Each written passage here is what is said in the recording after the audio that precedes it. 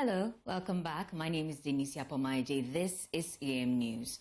Now, it was introduced with fanfare, celebrated as Ghana's bold step toward cutting carbon emissions. But 1 year after its passage, the emission levy has disappeared, repealed quietly, almost silently, leaving behind more questions than answers.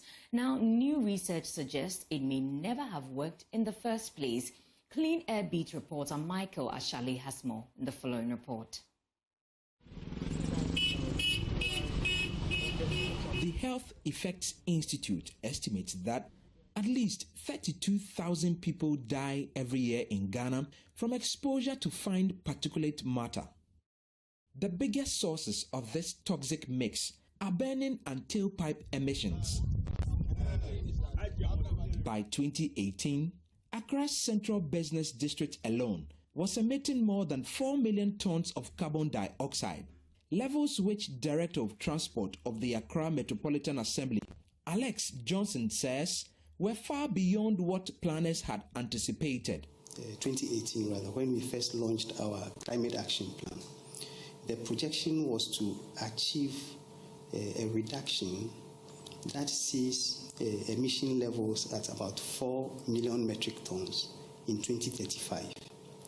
But by 2021, when Google made some data available, Environmental Insights Explorer made some of these data resources available, we realized that we were even already clocking 4 million metric tons emissions within a certain sector of the Accra space, especially towards the CBD. Environmental scientist Dr. Raphael Aku says the evidence back then already pointed clearly to the sources. We have discovered that there are about 4 to 6 major sources that are polluting the air in Accra. It includes traffic, waste burning, dust particles, even construction. Among other things are contributing, even sea salt, because Accra is on the ocean. Government's response was the Emissions Levy. The Emissions Levy Act, passed in December 2023 and implemented in February 2024, imposed annual charges of 75 to 300 cedis on petrol and diesel vehicles based on engine size. Government said the levy would cut emissions and fund environmental action. But even as the levy took effect, skepticism followed quickly from drivers on the road. The government could have engaged the ordinary citizens on this as well.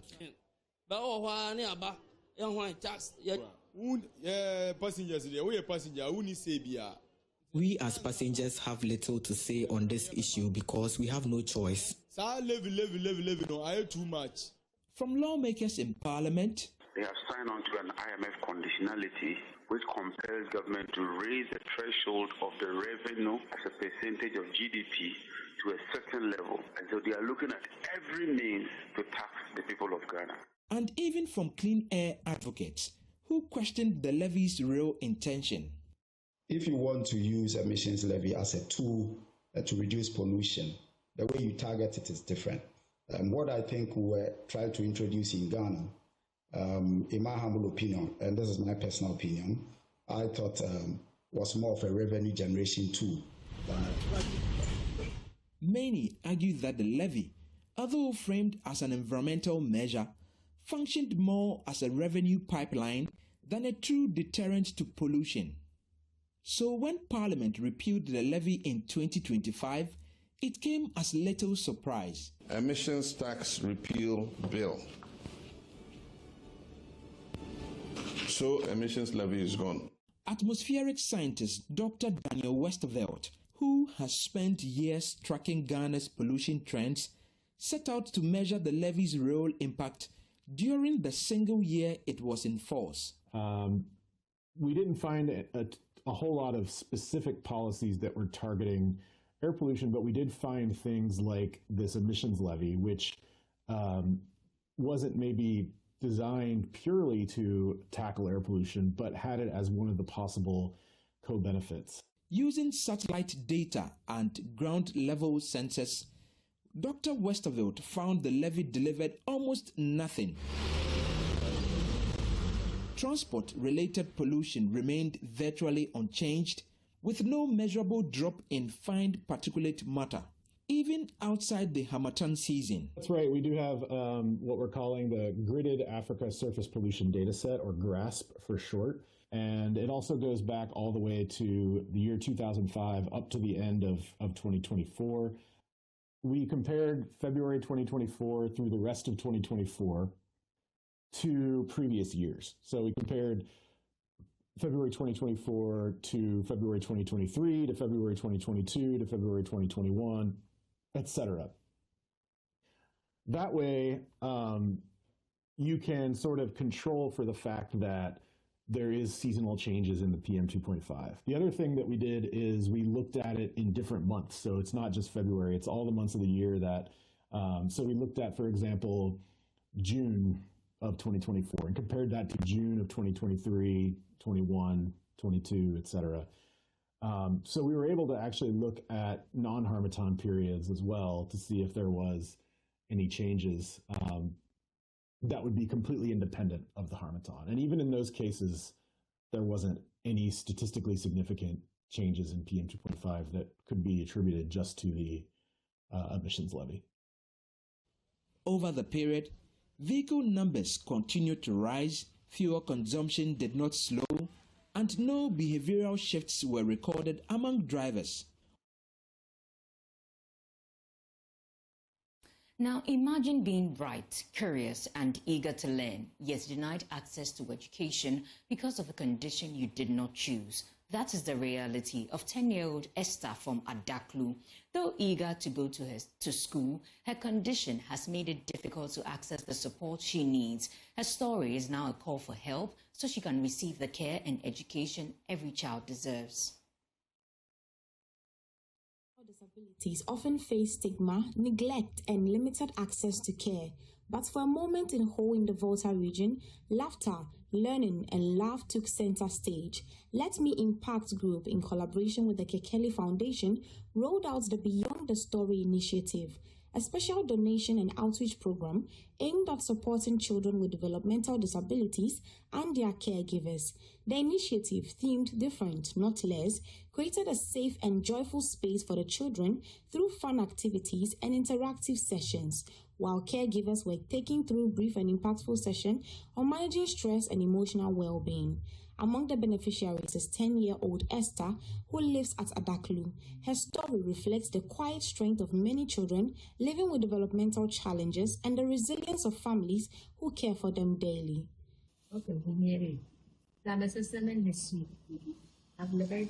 3 months after giving birth, I noticed my child's development was delayed, so we took her to the hospital. The hospital asked us to be patient and wait until she was 6 months old. I waited, but there was no improvement.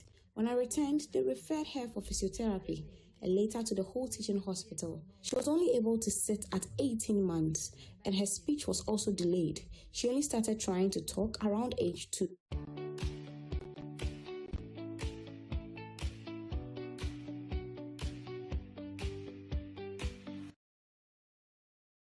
So everything has been my responsibility.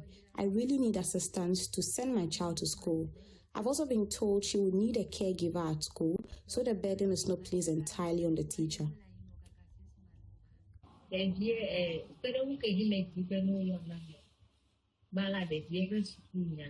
Organizers say the initiative goes beyond material support, focusing on restoring dignity, awareness, and inclusion for children often left out of mainstream conversations. Abigail Foriwa Frimpong is CEO of Let Me Impact Group. For some items for donation, we're also looking at the Beyond the Story initiative, where we pick one child, look at the need of the child, come to the child's aid, and then solicit for funds to support this child.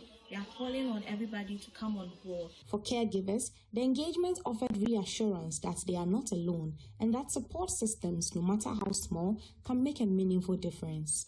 On behalf of the Kekeli Foundation, parents, and the kids, we want to say a very big thank you for bringing joy into our lives during this Christmas. I want to use opportunity to thank Life Me Foundation. God bless you all. God bless you. As conversations around inclusion continue to grow, initiatives like this remind society that being different does not mean being less. Through this outreach, Let Me Impact and the Kekeli Foundation are appealing to individuals, organizations, and institutions to support Esther's access to education, physical therapy, and speech and language therapy. They believe that with the right support, children like Esther can thrive and contribute meaningfully to society.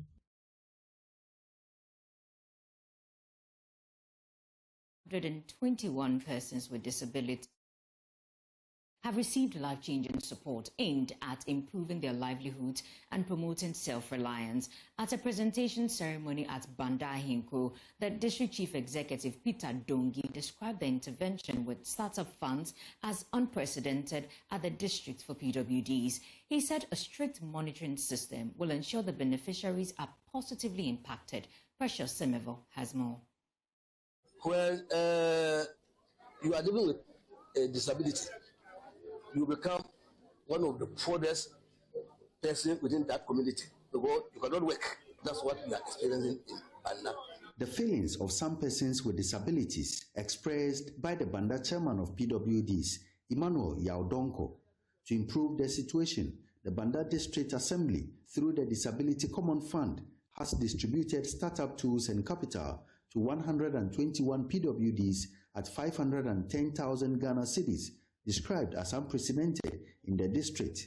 The support following a needs assessment to identify sustainable ways of empowering the PWDs includes 90 deep freezers, an industrial sewing machine, a motor tricycle, 17 fufu machines, 4 containers, as well as medical and educational support. Peter Dongi is the Banda DCE. We went out and did needs assessment. So willingly, they decided that I need this. Why do you need this? I have a daughter who can be selling water. I have this who can be doing this. Some are even doing some petty business already. So they need such an item to boost their business so that they can earn a living. 41-year-old seamstress Akosia Janet said her disability made it difficult to work with a manual sewing machine. She believes the industrial sewing machine will significantly improve her productivity and income. I said, "Minya best 1 week, not makuma, emiya. The way the immediate said, Minya plogwa, Minai, and I make me and Yemisabium.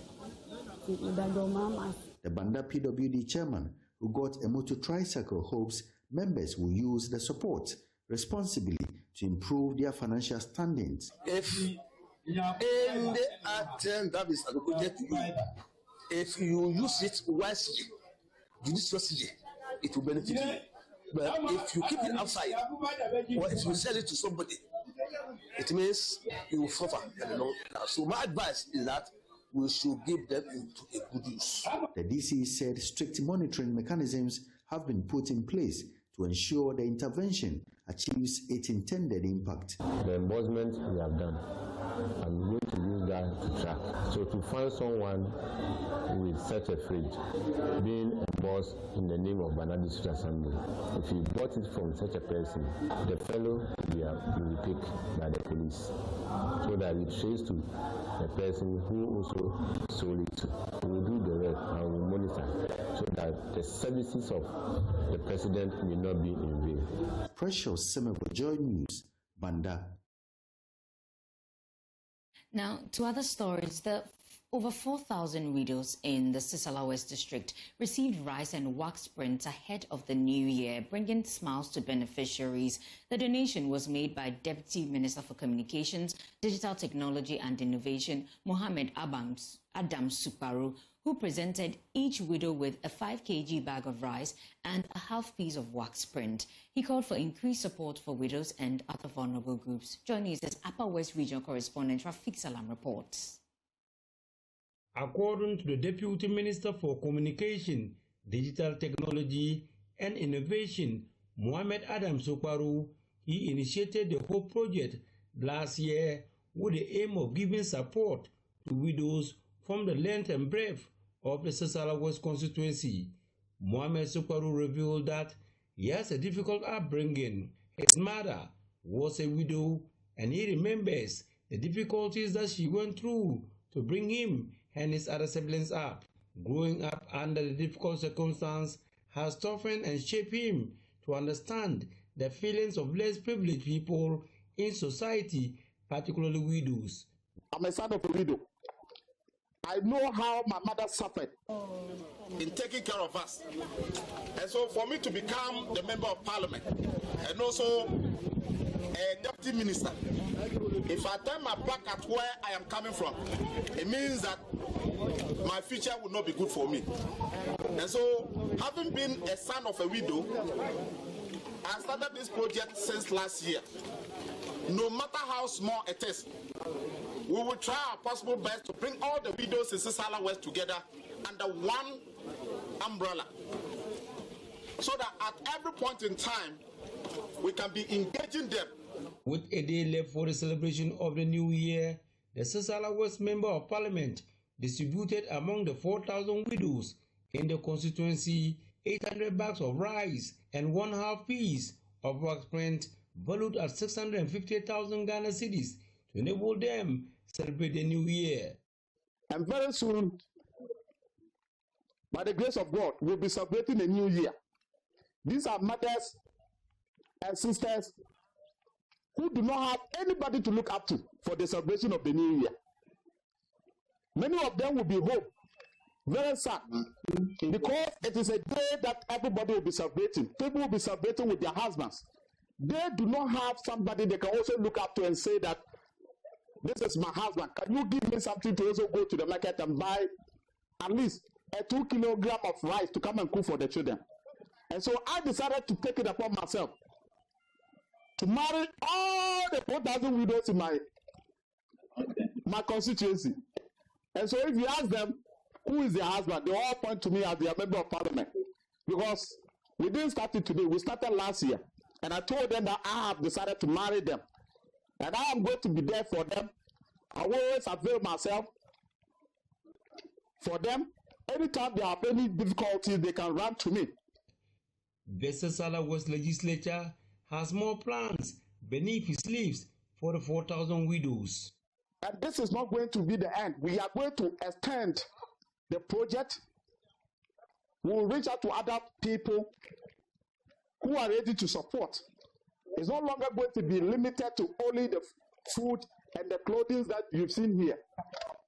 We ensure that we encourage persons who are willing to support to come to our aid. We'll provide them free medical, when I say medical screening, I'll be bringing medical personnel into the district just so they can have access to medical screening, so that those of them that have conditions that can be treated, I will assist them as the member of parliament to treat them, because they also belong to us. They are mothers, they are sisters, and just that nature has decided to take their loved ones. And so it is incumbent upon you and I to ensure that we provide them that particular happiness that they are lacking. Some of the beneficial widows expressed joy and excitement over the donation. Reporting for J News, Rafiq Salam, Bolu. And still in the spirit of giving, Reverend Father David Obin Pencil's Behold Thy Mother Foundation, in collaboration with the Global Rosary Network, brought Christmas cheer to aged mothers in Asin Mansell and nearby communities through a special party, free health screening, and the distribution of hampers. The outreach, which also marked Father Pencil's 20th anniversary in the priesthood, served as both an act of gratitude for the prayers of elderly mothers and a step toward his vision of establishing a health facility dedicated to their care.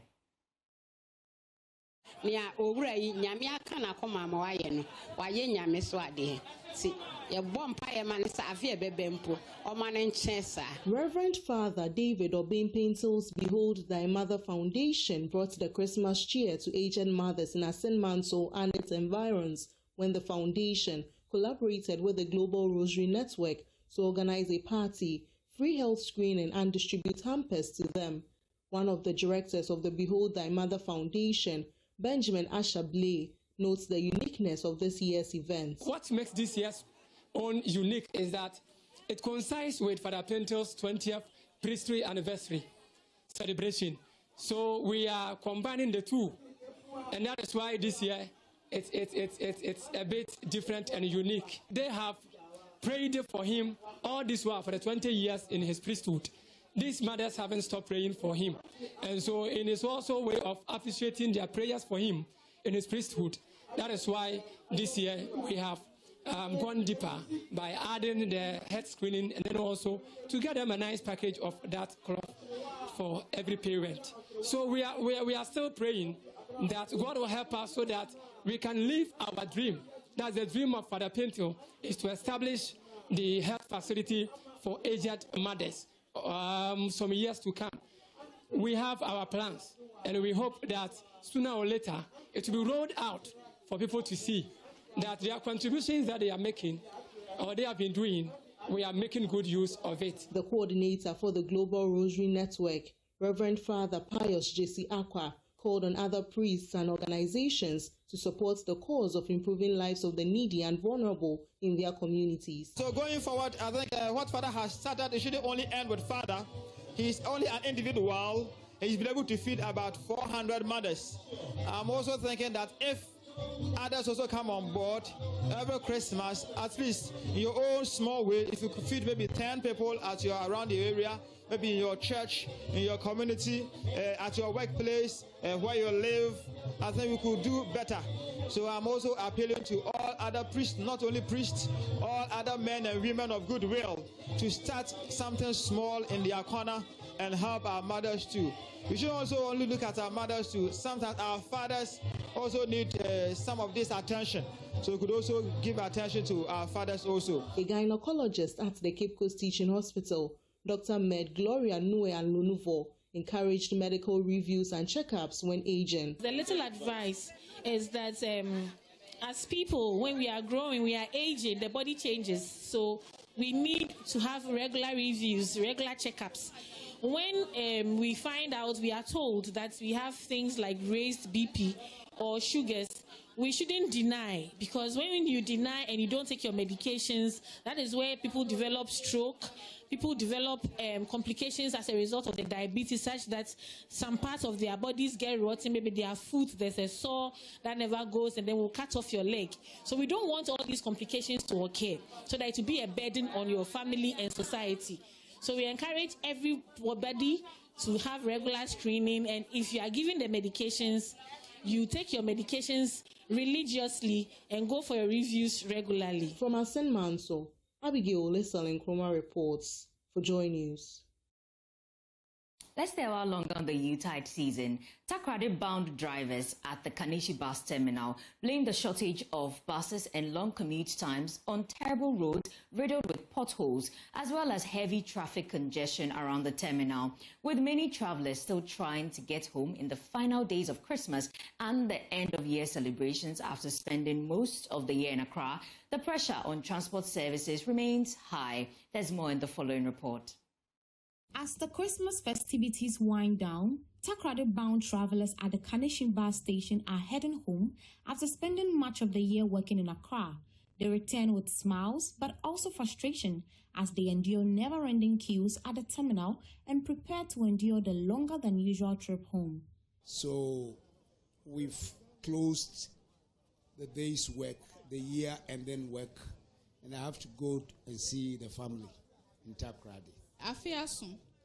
With the year drawing to a close, I'm heading back to Takrady from my job in Accra to reunite with my family and share the joy of the festive season together. I'm traveling to Takrady today. It's my hometown where I reside and run my business.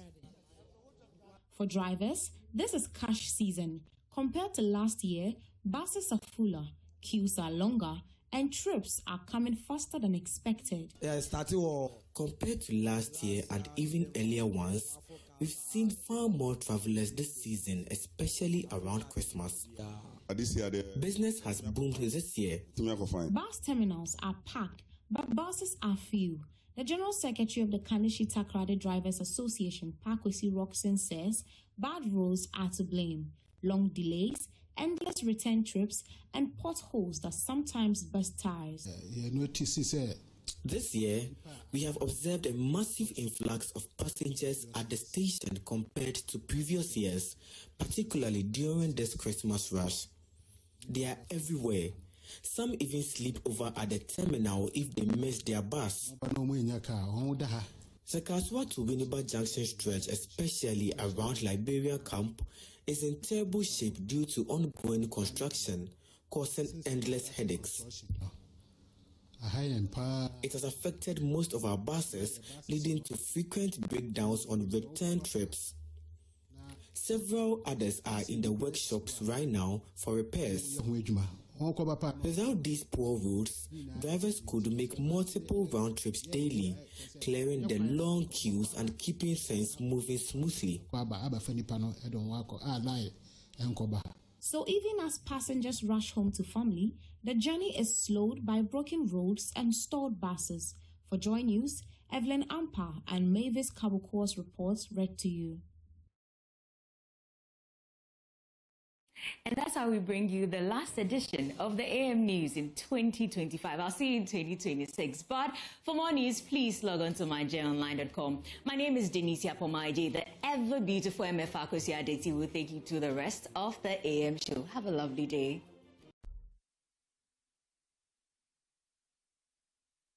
All right then, so my director just made me so excited, and I thought that tomorrow we're not working. Well, we're working, except that today is the last day AM show for 2025, so that tomorrow when we come, we are re-energized. Thank you so much for making 2025 an amazing year. I'm MFA Kosi Adeti. Thank you for joining us. This is the AM show, 31st day of 2025. And this morning, to review the news, I've got Dr. Dixon Adomako Kisi, his former MP Anya Sorutuum, spokesperson for Dr. Brian Achampong, and as well Dr. Eko Kwenu, his MP Ekumfi, and Richard Koshiga, his board member, NMC, and as well lecturer UPSC. Gentlemen, thank you so much for joining me on the show today. How's your 2025 been, Doc? Well, it's been a roller coaster. Has it? Roller coaster, but I'm glad I'm here for the last day of the year, and especially on this show. And may I take this opportunity to wish all of your viewers, you have a huge following, a happy new year in advance, and all the churchgoers and the Iriasi forces, I wish them well. I think one of the highlights largely would be the loss of our dearly departed ones, including the likes of our ministers of state. And other than that, I think it's been a, quite good year. Do you miss Parliament? To some extent. I don't miss the early morning phone calls and demands, but other than that, I miss the work of Parliament, yeah. Well, Doc, you as well. Have you been 2025 been okay? How's the constituency doing? Well, good morning to everyone. I think it's been a rather interesting one. Constituency is doing well. It's always the politics of the day.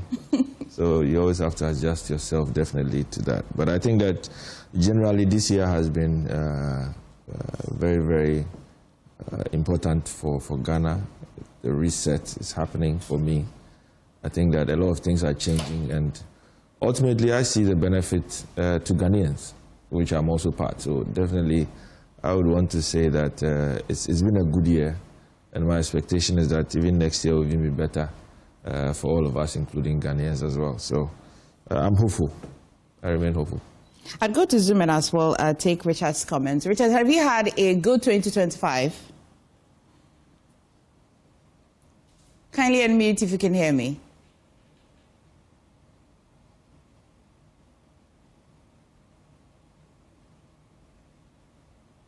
We'll try again. If you can hear me, tell me about your 2025. Hello? That's clear. Hello? Yes. Great. Good morning. And good morning to your viewers and listeners across the nation. And to the two honorable members in the studio, good morning. Morning. I must say 2025 has been a great year. It started on a very good note, very promising, and largely appears that Ghanaians are very excited about the way things are happening compared to the previous year. So one optimistically can say that 2025 has been good, and it's come to an end virtually today, which obviously seemed to be on a very good note. And I would use that point to wish you a Happy New Year in advance. And Happy New Year in advance to all Ghanaians. Thank you very much. Well, thank you as well, and a Happy New Year to you too. Doc, I heard you giggling. Yeah. I'm curious. I don't know whether you were giggling something on your phone or at what he said. Well, good morning to him as well. But, you know, the year, generally, it depends on where you're sitting. To a large extent.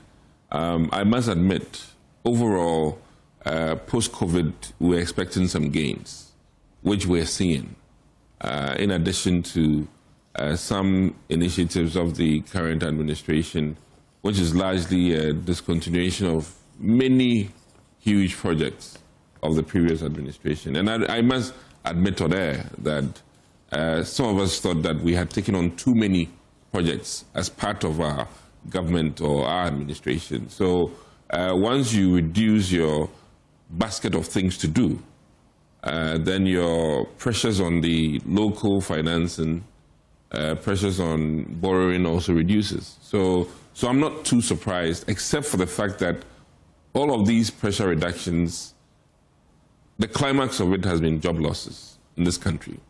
And if we truly capture the quantum of job losses by virtue of direct layoffs by this new administration, to the extent that they even laid off a CJ, then you can appreciate the fact that this year, for some people who were laid off, and some were on block.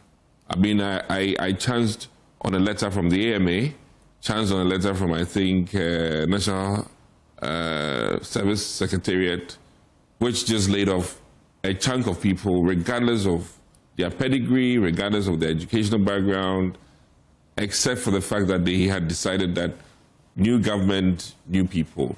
And I think this path of new government doing away with very skilled, technical, trained people on the job won't endure to the benefit of this country. And I think he agrees to this in the sense that, listen, there were people who we came to meet in government and maintained. And by virtue... layoffs, there weren't any layoffs. Oh, we did some. Ill-advised. We did some. Ill-advised. And you know, two wrongs never made a right. So I was thinking that with the reset agenda and the 12 or 24-hour economy, we're going to see more jobs. Rather, we've been scandalized, at least for me, for the first year of the NDC, when it comes to job creation, I think we've been scandalized. Because if you were going to introduce more shifts or more hours, then why rather, you know, lay off people? We thought you'd be... Maybe they laid them off because they're going to employ them? That's the most ridiculous thing, though. Doesn't make economic sense, huh? It doesn't make transactional sense. I mean, those items of, you know, reapply is literally, you know, go home and sleep. But it costs the country money to employ. If they don't have money to pay you, what's the point being employed if the government cannot pay you? This is one government that I've been ridiculing a little bit, in the sense that, listen, though we had some taxes, all the taxes go into the consolidated fund, and then money is fungible, so you get to decide where to take, who to give, how much. I mean, the budget always prescribes an amount, but what is actually released is always different. So you take away COVID taxes when you haven't paid nurses and doctors for many months. You take away COVID taxes by the virtue of the fact that it's named COVID, except for the fact that the real content of the levy and the things that it's supposed to help are not necessarily COVID as a disease, but the healthcare infrastructure and things related to providing adequate care. Our ambulances have tire issues, some are without oxygen in them, and it's quite shameful that something that is adding to our health budget is rather taken off by virtue of the fact that we think that, one, if even the Nana Addo Dankwa Akufo-Addo's administration misappropriated the funds from the COVID levy, you are at liberty now that you're in power. Once you're getting that revenue, you, this government, you are at liberty to appropriate it how you see or deem fit. Okay, let me come to that. So it's one of the unfortunate bits. When I come back to you, my question then will be, won't the uncapping of the NHIL, cure all of these excesses when I come to you? But I want to take your response, because you initially said that you're seeing the research.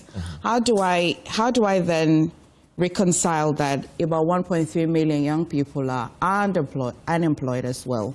And then plus what he's just said, that a number of people have been laid off. How do I reconcile with this research?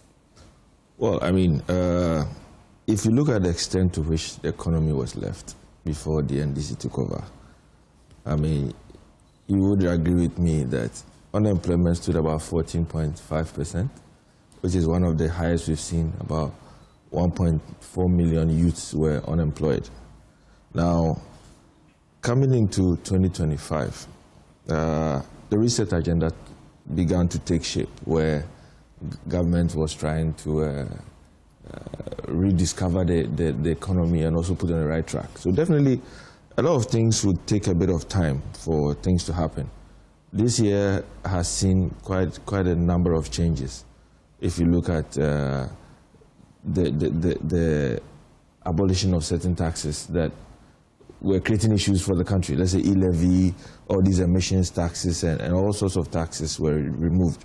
All these were geared at making the Ghanaian much more okay in terms of the life they're living. But let me remind you, in one of the reports from the IMF during the previous administration, due to the management of the economy, 800,000 people were sent below the poverty line. I'm sure my brother probably would have forgotten that. But, I mean, clearly... this was between what period? I think that was the IMF report as at between 2020 and 2022, thereabout. No, but it hasn't been reviewed. So yes, but in that particular year, single year, 800,000 people were sent below the poverty line. We don't know what it is now. And that was, for me, a very, very huge impact that we had seen at the time. But the truth be told, I mean, yes, the economy is on track. I think it's important that we also look at where we've come from. We were in this country where, I mean, depreciation was a normal trend as far as this country was concerned. In the era of the MPP, I think they left off around 27%. Today, inflation around 6.3%. Exchange rates, we are seeing it for the first time, 35% appreciation. Are you mindful of the challenges the previous government faced, Elise? Well, COVID, I mean, yes, they had challenges. The entire global economy. I mean, challenges were always It's how you manage it that makes the difference. If you look how do I measure? Do you have challenges now? Well, people say that Trump is president, and so it puts the global economy into a certain comfortable lane for the NDC government to enjoy. Not just Ghana, anyway. I mean, every era has its own issues. I mean, COVID came. However, I mean, you would agree with me that the COVID funds we received as a country, it was clearly not applied to the extent of benefiting Ghana in the economy. I mean, over time, when even COVID had been done with, we kept paying COVID levy until this government came and literally repealed that COVID levy to the extent that now at least our bills we are paying have reduced to an extent. I mean, it's clear. So in terms of the economy, a lot has changed. I think that the Central Bank, Ministry of Finance have done a great job. It's all about collaboration. In the past, we didn't see that.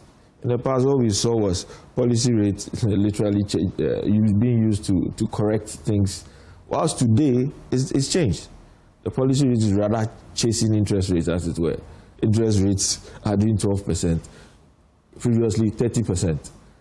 Now today, Ghana reference rate has dropped from, getting to 30%. Today, it's 15.9. Clearly, the Ghanaian can borrow at a much lower rate and do more business. Exchange rate is quite, appreciated. People can plan, can do more business. A lot of things have worked well for us. But I think that the previous government took Ghana to the debt exchange program, which was something very, very unfortunate. A lot of people suffered as a result of that. And I think that, fortunately, today, people are so confident that they say that even if you change the finance minister, they'll be worried. Are you making some gains from the exposure of our economy to gold prices? Are you making some gains? Oh, definitely. Sustainable gains? Definitely. Are there consequences? With the advent of the gold board, right, Ghana has seen quite a chunk of foreign exchange coming to Ghana. People will say that they use... And huge damage to the environment. Well, if you talk about damage to the environment, your government clearly lost it when it came to issues of Galamsey. I don't even want to go there. If I mention Akonta mining, clearly you know what's happening within the legal system. One out of many. Oh, just one, but the impact was big. So clearly you cannot run away from that. The truth of the matter is this president has demonstrated that he's willing and ready to fight to make sure this is corrected. Yes, it's taking a bit of time, but I believe that it's a gradual process. I would wish that it would stop in one day. However, because of challenges that people are facing in the past, they find it much more economically prudent to stay there. But gradually, I think that with all these measures that are being put in place, we might see some changes as far as this Galamsey issue is concerned. I see that you want to respond, especially because we've introduced to the gold conversation. But let me go on Zoom and then just engage Richard as well. Tell me, so you've heard as well from Dr. Dixon and you've heard as well from Dr. Queno. Which one do you want to respond to? Well, I think that clearly, as to whether the economy is doing well or not, within the 1 year administration of the Bahama government, depends on who is speaking. But I think when we speak, we must actually be concrete with evidence. I think that Dr. Dixon made references to challenges, unemployment, people being removed from their workplaces and all, without necessarily giving us any evidential proof to that. But that notwithstanding, I must say that the Ghanaian people are the best judges as to whether what he said or what the other MP from the country said is the reality. But are you mindful of the Ghana statistical data that says that 1.3 million young people are unemployed or underemployed? Does it mean anything at all? That did not start today. That data is not referring to the immediacy. Obviously, the unemployment situation has been with us for some time, and we saw it worsened under the Nana Addo government.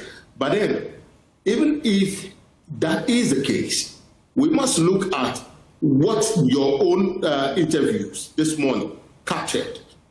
Talking to people on the streets, in the markets, lorry drivers and all, it was clear from their own testimonies that more than 70%, if that is a microcosm of the Ghanaian population, more than 70% think that this government has started on a very good note and that the economy has largely been liberalized and they are feeling it in their pockets. Basically that's what it is. So I would not want to belabor the point, and I would not want to delve into the politics of things this morning. Of course, the two gentlemen who are current members of parliament obviously will be doing the politics. But I think that sitting back here, sitting where I am, I think that things are going very well. And it's just 1 year in government by the Mahama administration.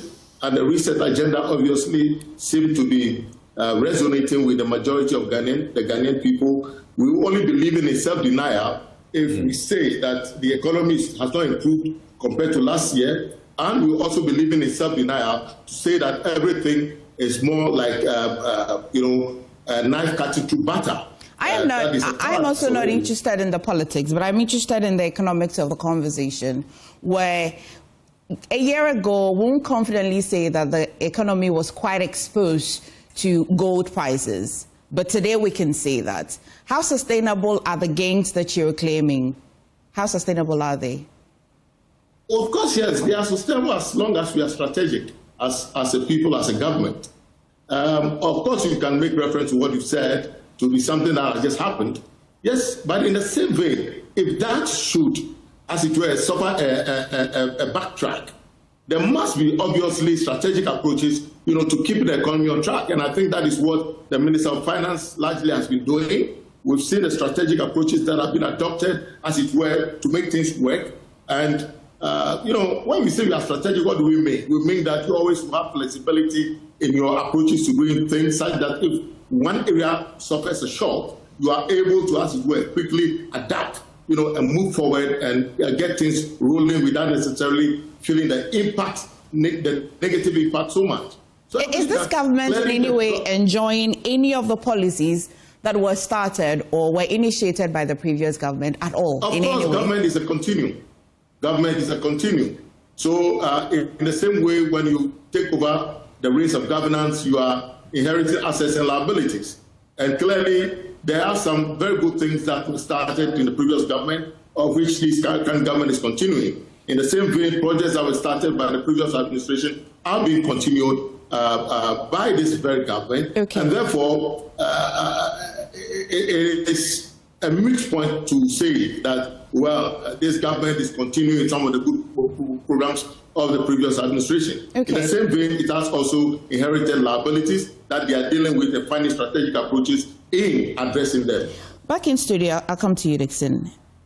I know that you wanted to respond to a few things. Okay, so one thing we must be mindful of. When you remove e-levy and bring a levy of 1 Ghana at the fuel station, let Ghanaians know that you're actually billing us more, okay? I admit that... A replacement won't be more. Well, the percentages, clearly, the NDC knows that the 1 Ghana... 1 cedi was a flat rate. Yes. That 1 cedi at... mind you, the basket is bigger. Okay. Considering the mobile money users and the fuel users in this country, the volume, quantum of fuel used in this country, the basket is bigger. Was it a justifiable levy that was my key point here is that they've removed that, they slapped us with something else. You bring in Mahama Cares after removing COVID levy. I mean, listen, that's my key point here. You can relabel things, but let Ghanaians know, okay, that we're relabeling some of these tax handles. And it comes back to my key point that, listen, what do we really want to achieve? And beyond politicking, beyond propagandering, okay, we're in a situation here, doctors and nurses are leaving the country.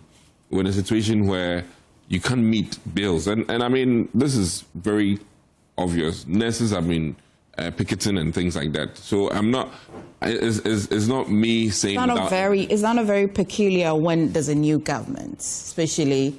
We had picketing before. But there's a new government, people want to be heard. For him to say that I'm speaking without evidence, I mean, people have been laid off and there's enough news about it in the news domain. I don't need to even provide that evidence. But one of the key things, Galamsey, which he spoke about, is rather interesting that somebody who was touting and hammering on the fact that we need to, as it is, call a state of emergency, is now the kingpin of gold reserves in this country. And I, for that matter... Is that wrong? A kingpin of gold reserves? Oh, I mean, what other technical... Because you're going to have gold in reserve. And that's what we have. That's what the country is thriving on. Okay, so let me be more clear. Gold bought, okay? Now, my biggest thing is that I feel that when we're looking at externalities, gold board is a reservoir of both illegal mined gold and legal. And that cannot be, disputed until they can tell me that they can trace every gold that they have. Now, as far as I'm concerned, looking at the revenue, the quantum of supposed monies that they've generated this year, and then the ordinary Ghanaian whose water plants, treatment plants, have been destroyed by illegal mining, and then to slap us with 9% increment to then go deal with that, I think is unfair. I really think that government should have rather told Gold Board that, listen, as part of your corporate social responsibility, use those large sums of money to offset some of these debt on many of the water plants in this country, so that the average Ghanaian who's not mining, who's not, pumping mercury into our system, can be relieved. Let me understand the request. Is it that you'd want Gold Board to directly be responsible when they make some money in the treatment of our water bodies or in the fight against Galamsey? Because then when Gold Board makes the profit, or when they make money, it goes to our big basket, and then the government decides where they want to apportion it. Or you want a direct responsibility? This should be direct.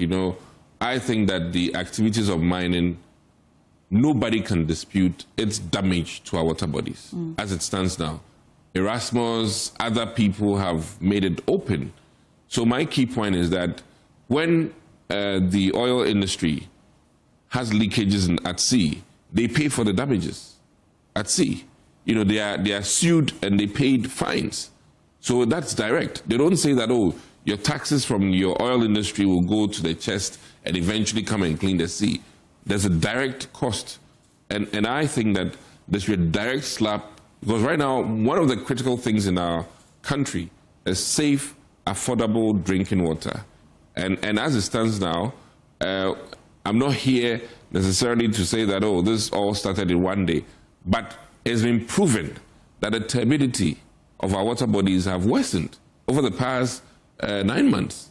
And that comes my key point that, listen, mining was there, we had issues under the Nadu Danko Akufo-Addo, but strangely, turbidity was better last year compared to this year. That I can agree. And that literally tells us that the activities, whether we like it or not, whether legal or illegal, have worsened our water systems to the extent that minerals are being seen in, traces of minerals are being seen in our yam, our kontomire. In fact, these days when you go to a restaurant and you're requesting for kontomire, you're a bit worried because you don't know where the kontomire is coming from. And the fact that you might walk away and be ill in a month or two. So Doc, I think that these are my thoughts. And then to conclude, forgive me, MFR, I must admit on air that the indices are not the only measure of economic wellness in a country. And this NDC's focus on just FX is worrying because many people do not even trade in dollars or pounds or euros. Does it not have a replaying effect? If you don't it does, but what I'm saying is that many people in this country, many of the traders have not even seen dollar before. Okay. You don't have to see it, but it has a way. I appreciate what I'm saying, that many, the NDC's focus on just FX. That is not the only thing about economics. We're looking at rental cost. Your well-being in this country is not just FX. So I'll plead with them that in as much as they are focused largely on just making sure, whether through pumping dollars or whatever, they need to be mindful. And then let me add that people's ability to cash out their dollars or get their dollars from banks has been limited.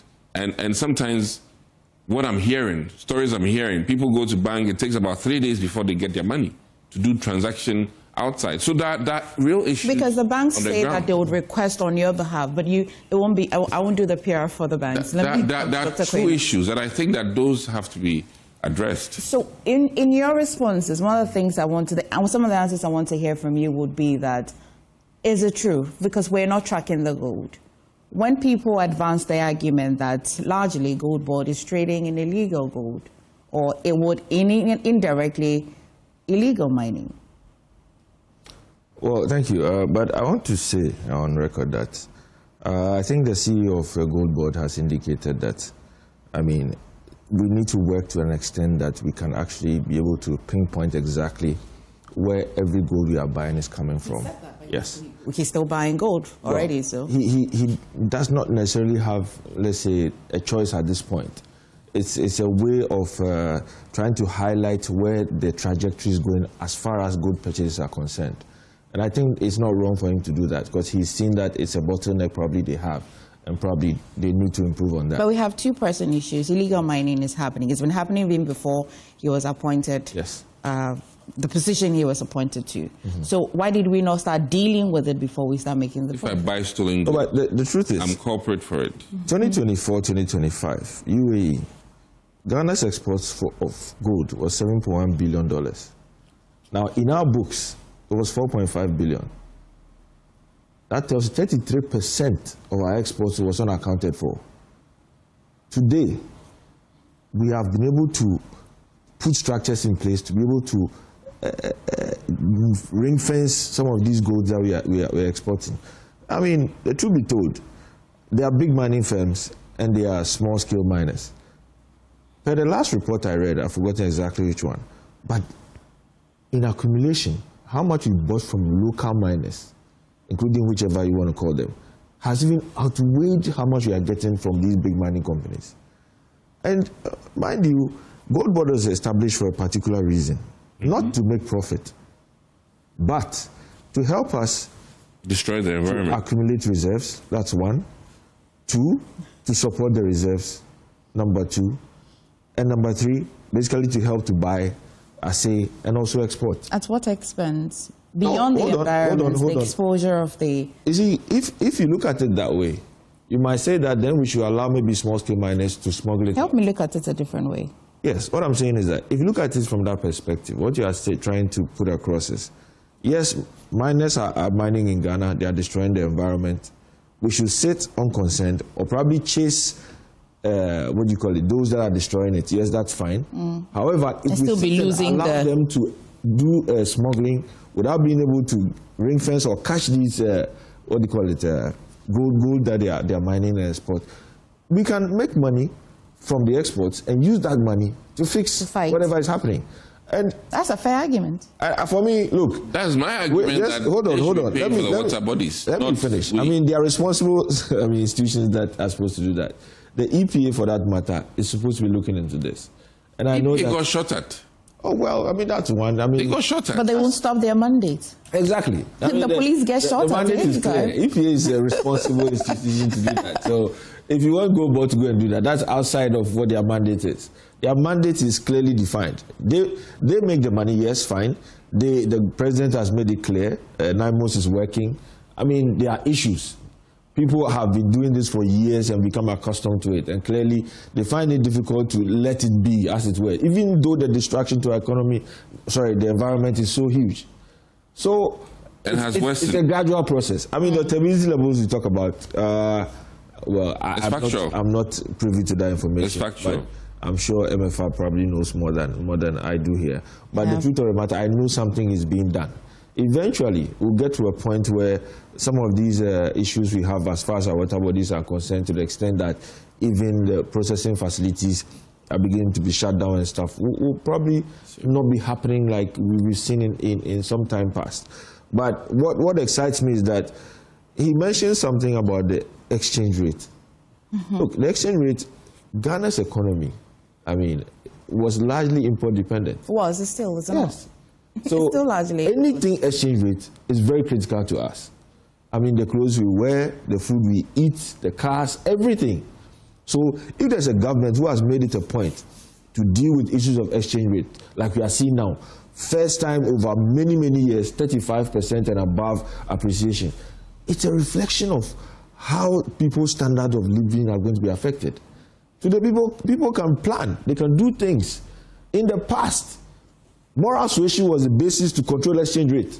I can't help but recall the energy with which you campaigned with 24-hour economy, which is one of the variables you said you were going to use to cure the importation, create more industrial here in this country. It's 31st day of December 2025. It was a scam. If I compare the energy with the MPP campaign with free SHS, and in their first year and how they introduced the deliverables, I'm unable to get the same energy with that, because that was your major campaign policy. 24 hours under review. Isn't it? Because even those who are preaching it don't understand. No. Well, let me hear from him. I asked this because of the argument that our economy is largely dependent on importation. Even the clubs are not 24 hours, as they promised. The clubs? Yes. I mean, it was one of the things that the clubs... Are you talking about nightclubs or what? Well, I mean, that's even those. And the conversation has centered around FX largely. Largely, when you actually gave us hope that you were going to turn the country into an industrial hub. So how do I reconcile the two? So beyond that, maybe my question is, beyond the FX, what are you doing? I mean, there's a lot of work happening. I mean, if he talks about 24-hour economy, I am not talking. No, no, because you mentioned it. At this particular forum, what you are saying is that business come. Oh no, I completely disagree. All right. But you've seen that some fundings have been made available. They've launched it. They've given us thematic areas. There's a 24-hour secretariat which is responsible for implementation of the 24-hour. We're yet to see. Now, the port, for instance, right? The port didn't used to work 24 hours. Today, it's changed. Is it meeting demand? Is there demand? Of course, there is demand. Okay. There is demand. Definitely, if you go to the port today, I mean, you are able to work seamlessly for the whole period and be able to get your goods out. Demurrage is not an issue now. People go to the port, get their goods out, they're able to do business, and it works for them. Some banks are even doing 24 hours. DVLA has made, oh yes. Was it the accessibility or was the taxes that were quite a lot at the port areas? I mean, the taxes are one issue. I mean, taxes are one issue. Definitely, if you looked at how much tax... And imports had reduced too because of the enormous cost on traders. But I must admit, I think... But the dollar has made it comfortable for them to import. If you talk about imports, I mean, if your exchange rate is that high, clearly people will not have the muscle to be able to import so much. I mean, we should have been at risk because exchange rate is much lower now because people will find... flooded with importation. Yes, okay. So that, I think that argument may not necessarily stand the test of time. But the truth is, I mean, you can never run away from the exchange rate. It plays a key role. You know, one time, someone was buying coconut, the person said dollar rate in MPP's time. They said the dollar rate had gone up. You wouldn't understand, but truth be told, look, the person who was selling the coconut buys books which are more or less bought with US dollars. Wow. So you see, you can never take that dollar discussion out of anything. Yeah. But another thing is, let me land. Okay. I mean, look, in your time, the country was literally dollarized. Meanwhile, the only legal tender in this country is the cedi. Everything was dollarized. Especially, look at even real estate. Everything was dollarized. Today, the reverse is happening. At some point, it was more valuable to hold your cedis than dollars. So people ran away. Another thing people fail to talk about, that domestic holdings of foreign currency during MPP's time, maybe check the numbers, they were huge. When the currency started appreciating, the quantum of dollars that came to the market, a chunk of it was from individuals and institutions holding dollars. Would you say that there's enough dollar in the system now? Oh, I think there's quite. But why? Do you know what it is now? What is it? The rate is... not the rate, I'm talking about accessibility. Availability. The availability of... You go and sit in bank for 3 days before you get your money. Maybe you forget what the gold board... That's the situation now. The gold board has exported over 100 million tons of gold out of Ghana. In terms of the amount of foreign exchange that's come to Ghana, that is a portion of what is being used by the central bank to intervene in the market. They will call it pumping, but it is intervention. It is normal. Okay, look, I've been a foreign currency trader for years. That is not normal because... It is so normal. IMF and other World Bank leaders will tell you that it's bad for your economy. Wait, do you know what the reserves are? Sustainable. You see, it's not sustainable. It is not sustainable when your reserves are telling you that you are below the 3 months of import cover. Today, we have 4.8 months. They left it at 4 months. But they refuse to say it. But consumers say that if in the past I couldn't afford something, granted, if it's not sustainable, it's even still debatable. If it's not sustainable, and I meant to buy a house last year, it will mean that I would need more money to buy that house last year, but now I would have bought it a lot cheaper. Yes. And if the dollar rate increases, they're not going to take my house from me. I still own that house. So at least the short period, people enjoy it. Is that not mind? Are you not minded? The key thing which I was trying to remind him is that this seemingly overly focus on FX alone is not the economy. The economy is about healthcare. The economy is about what's in my pocket. The economy is about the cost of kinky. The economy is about the cost of the fish that goes with the kinky. Are we not saying the same thing? If I can buy kinky now, what's my business if the government is unable to sustain it now? At least I want to eat today. We may be saying the same thing, but my key point here is that they've been infatuated with the whole thing about the economy being the FX. And I'm only broadening the whole thing. Now, listen, if I go to my village, I can't talk FX there. My village people are looking at how the tomatoes is coming to Accra. They're looking at, the transport situation. And hopefully, I can admit that the Amasaman Road or river is being sorted out, and we hope that it can be done in due course. Okay. But overall... that reminds me. If you permit me, I'll just go to Richard for a moment. Oh, okay. Richard. Do I still have Richard? Yeah, you have me. I'm here. Okay, so, there's the debates going on as to whether what the government is doing now is sustainable or not. I am of the view that if I can have some relief today, I'm happy as a consumer. But of course, the economists will say that you have to be concerned about tomorrow. In fact, economists have said that, listen, the government is not spending now. They have to, when they start spending, then you, the consumer, would also start feeling it. Do you agree? Well, it's subjective. It's subjective. It's not a matter of me agreeing or not. I think that largely that's the view of the economists. They're saying that the government is not spending. But how do you spend? But you must spend strategically. You must spend on areas that are beneficial, areas that will keep the economy stable and etc. And I think that is at least being done. If it were the case that workers would say that they are not being paid and etc., fine, then we will really have a problem. But today, we are having a scenario and a situation where the economy, obviously, the evidence abounds and the testimonies abound, not just in Ghana, but Ghanaians outside this country are all, talking about how this economy has actually transformed compared to last year or the previous years. Now, my good friend out there was talking about FX. Yes, today we are not talking about locking the dollar under police, control and all that. But the dollar itself has imprisoned itself, and that clearly is an indication of a good performing government. Apart from that, we have a scenario where somebody is alluding to the 24-hour economy not working. Why? Does the government claim that it has a magic wand that within a year things will turn around? And more expectedly, we know too well that if you are about coming up with a strategic approach, it must take time. You must prepare it very well. Would it be fair if you prepare consumers? Would it be fair if government prepared consumers that, listen, I know that you're enjoying some relief now, but when I start paying arrears, it's likely to shake up a bit? Would it be fair? But I want to also inform you that the government has its own style and approach. And they are obviously aware of a scenario that you are painting and will also have a game plan, a strategic approach, a mechanism, as it were, to ensure that there's no shortfall in the economy when they are spending or not. So we just have to give the government the benefit of the doubt. Apart from that, the talk about 24-hour economy, it's not too early to talk about that. Your comparison with the free SHS that was introduced by the previous government. Not the two policies. No, not the two policies. The government's will, the energy with which, the temperature with which they campaign with it, and the year after that, measuring the deliverables. Not the same policies, because of course, you're not the same.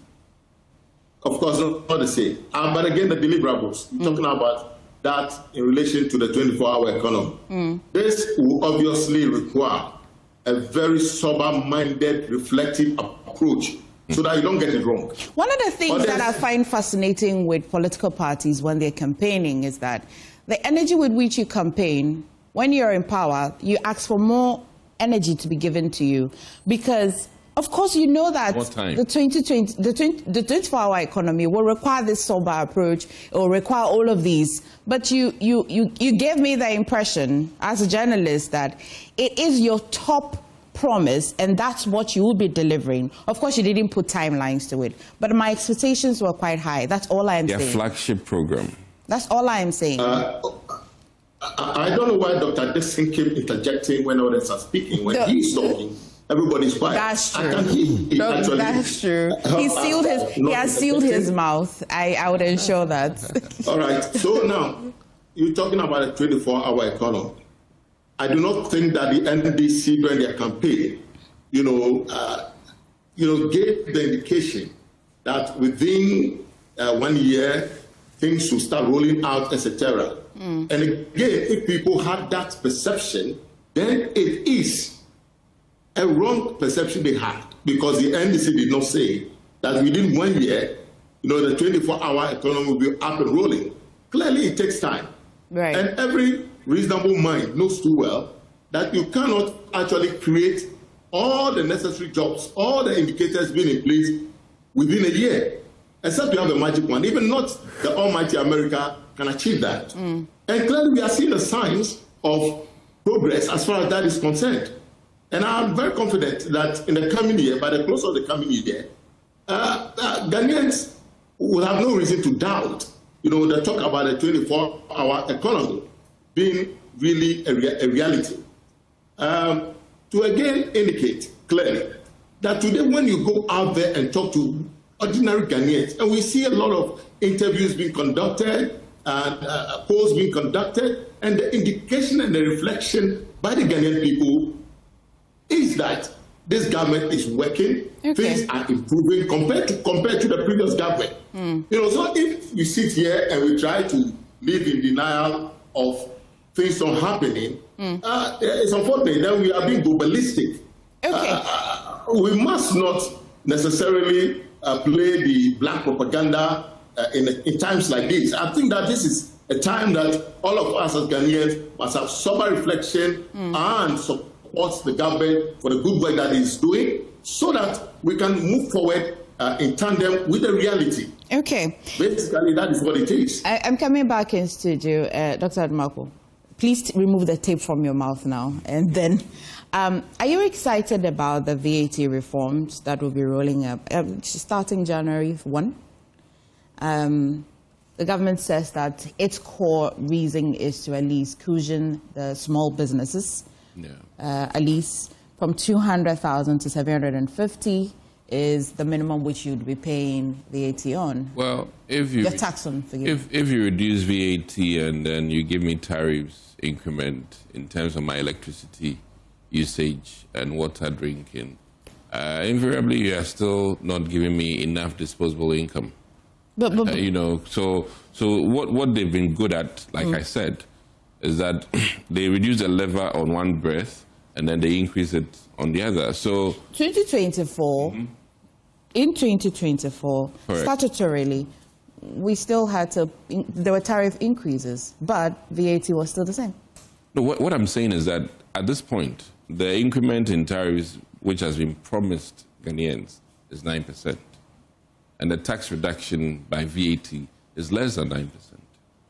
So that's why the TUCs and other people, entities are screaming that, listen, you've not increased my salary by 9%. And mind you, the reduction in VAT, I support it. It's fantastic.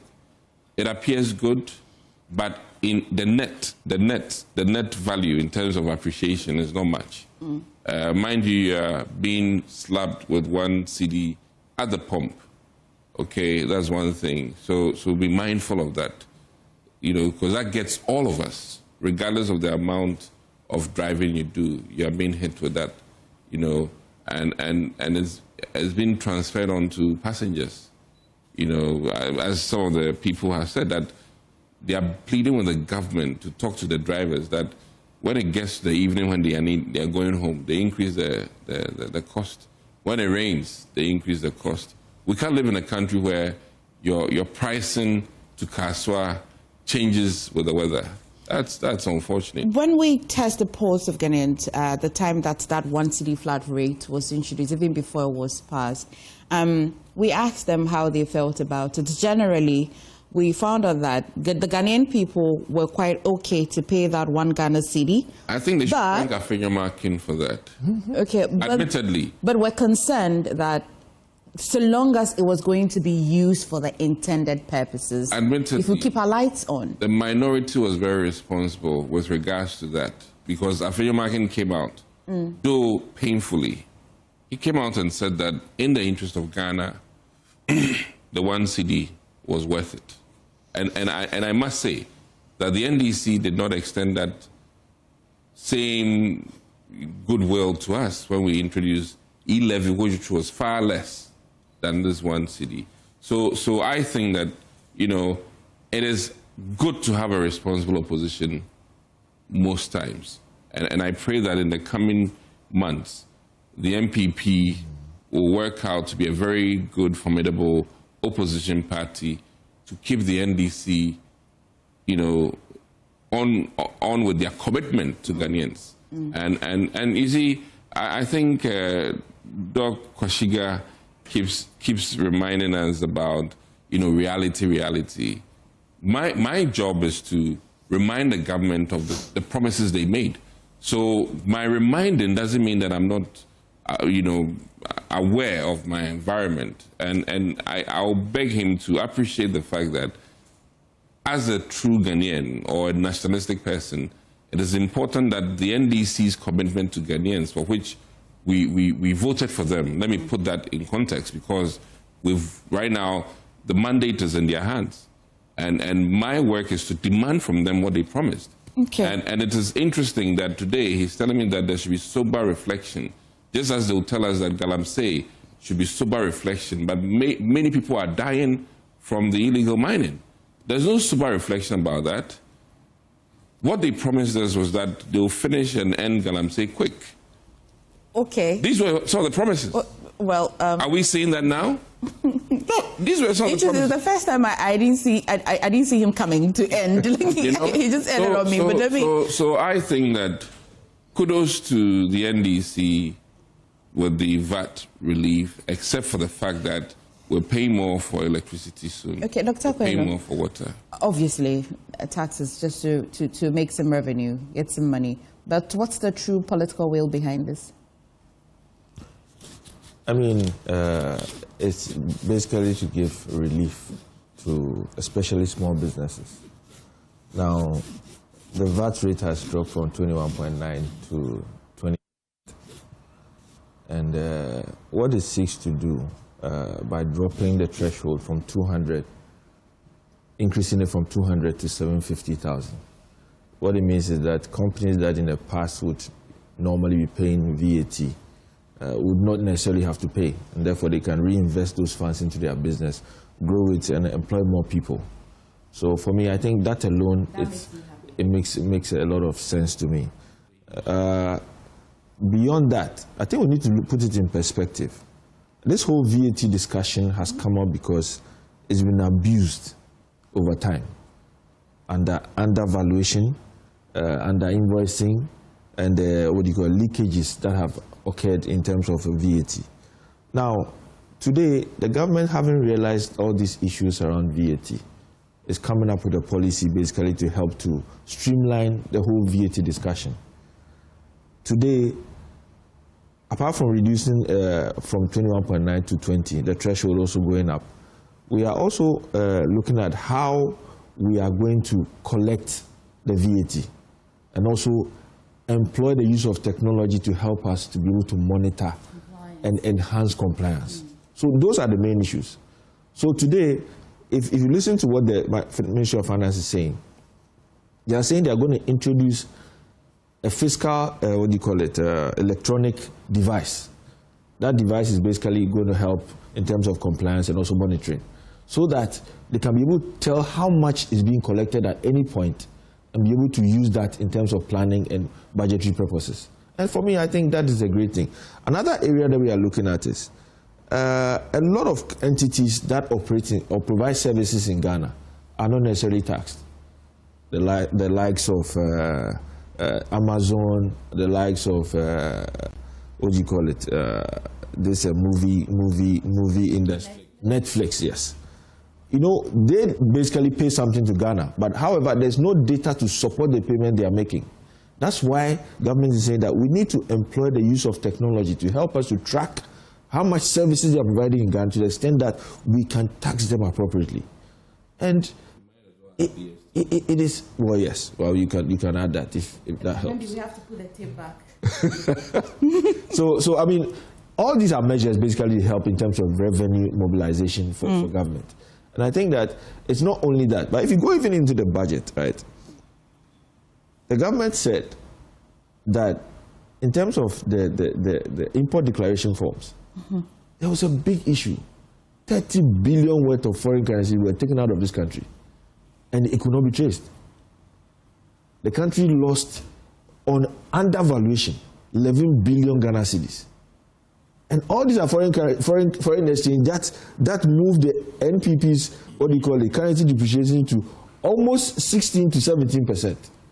But they forget that this exchange rate that happened is as a result of inefficiencies in the management of the economy. I hope you get my point. So I think that this VAT discussion, it's a very positive one.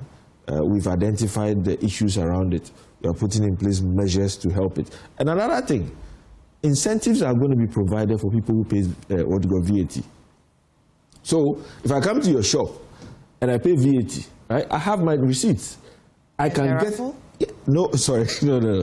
So I can go to GRA, show my receipt, these are what I've paid. I can get incentives on that. So if you go and present, VAT invoices that are lower than what you gave me, you'll be exposed.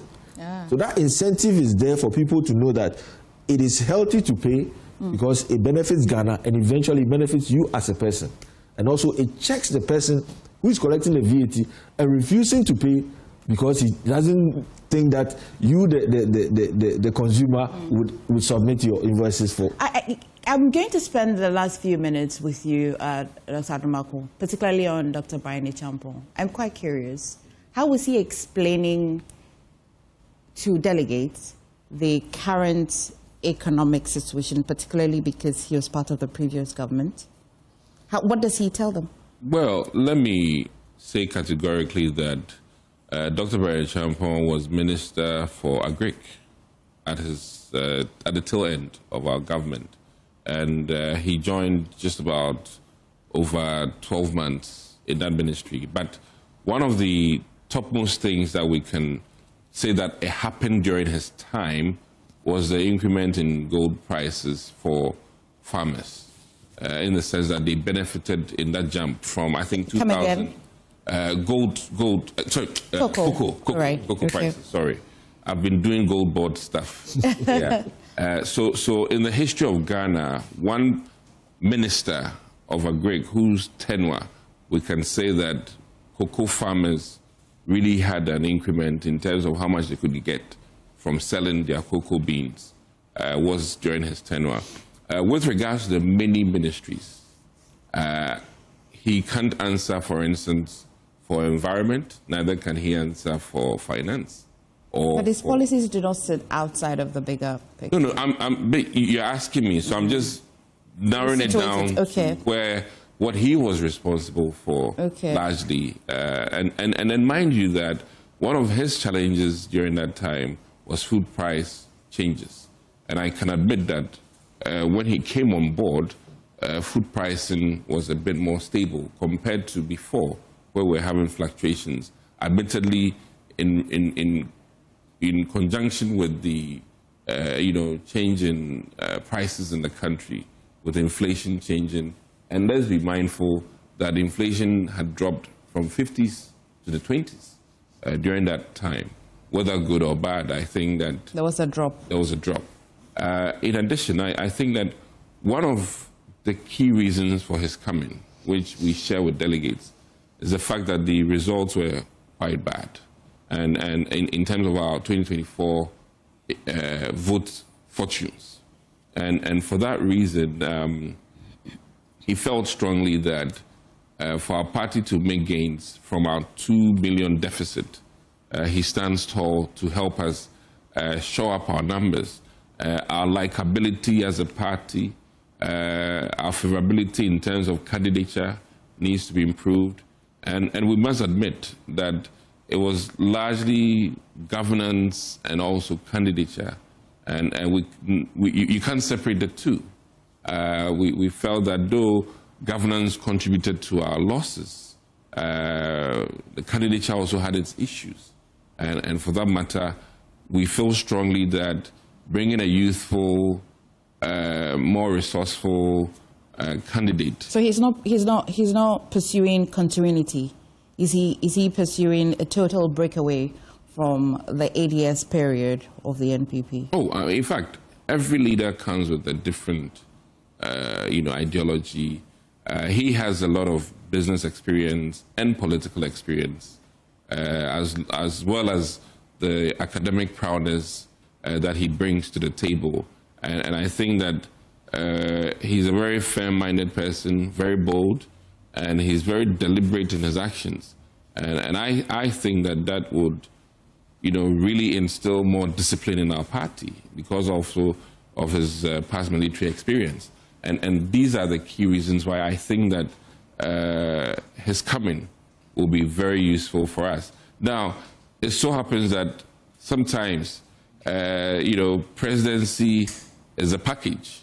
And when people are not happy with the package, they want the entire package to be gone. And what I mean by that is that they box the president and the vice president together. and it's very difficult to delineate, or as it is, remove yourself as a vice president of a presidency from all that happened. Well, now, in summary, okay. I think that our elections will be on the 31st. 31st, yeah. The NDC is quite excited to see how it goes.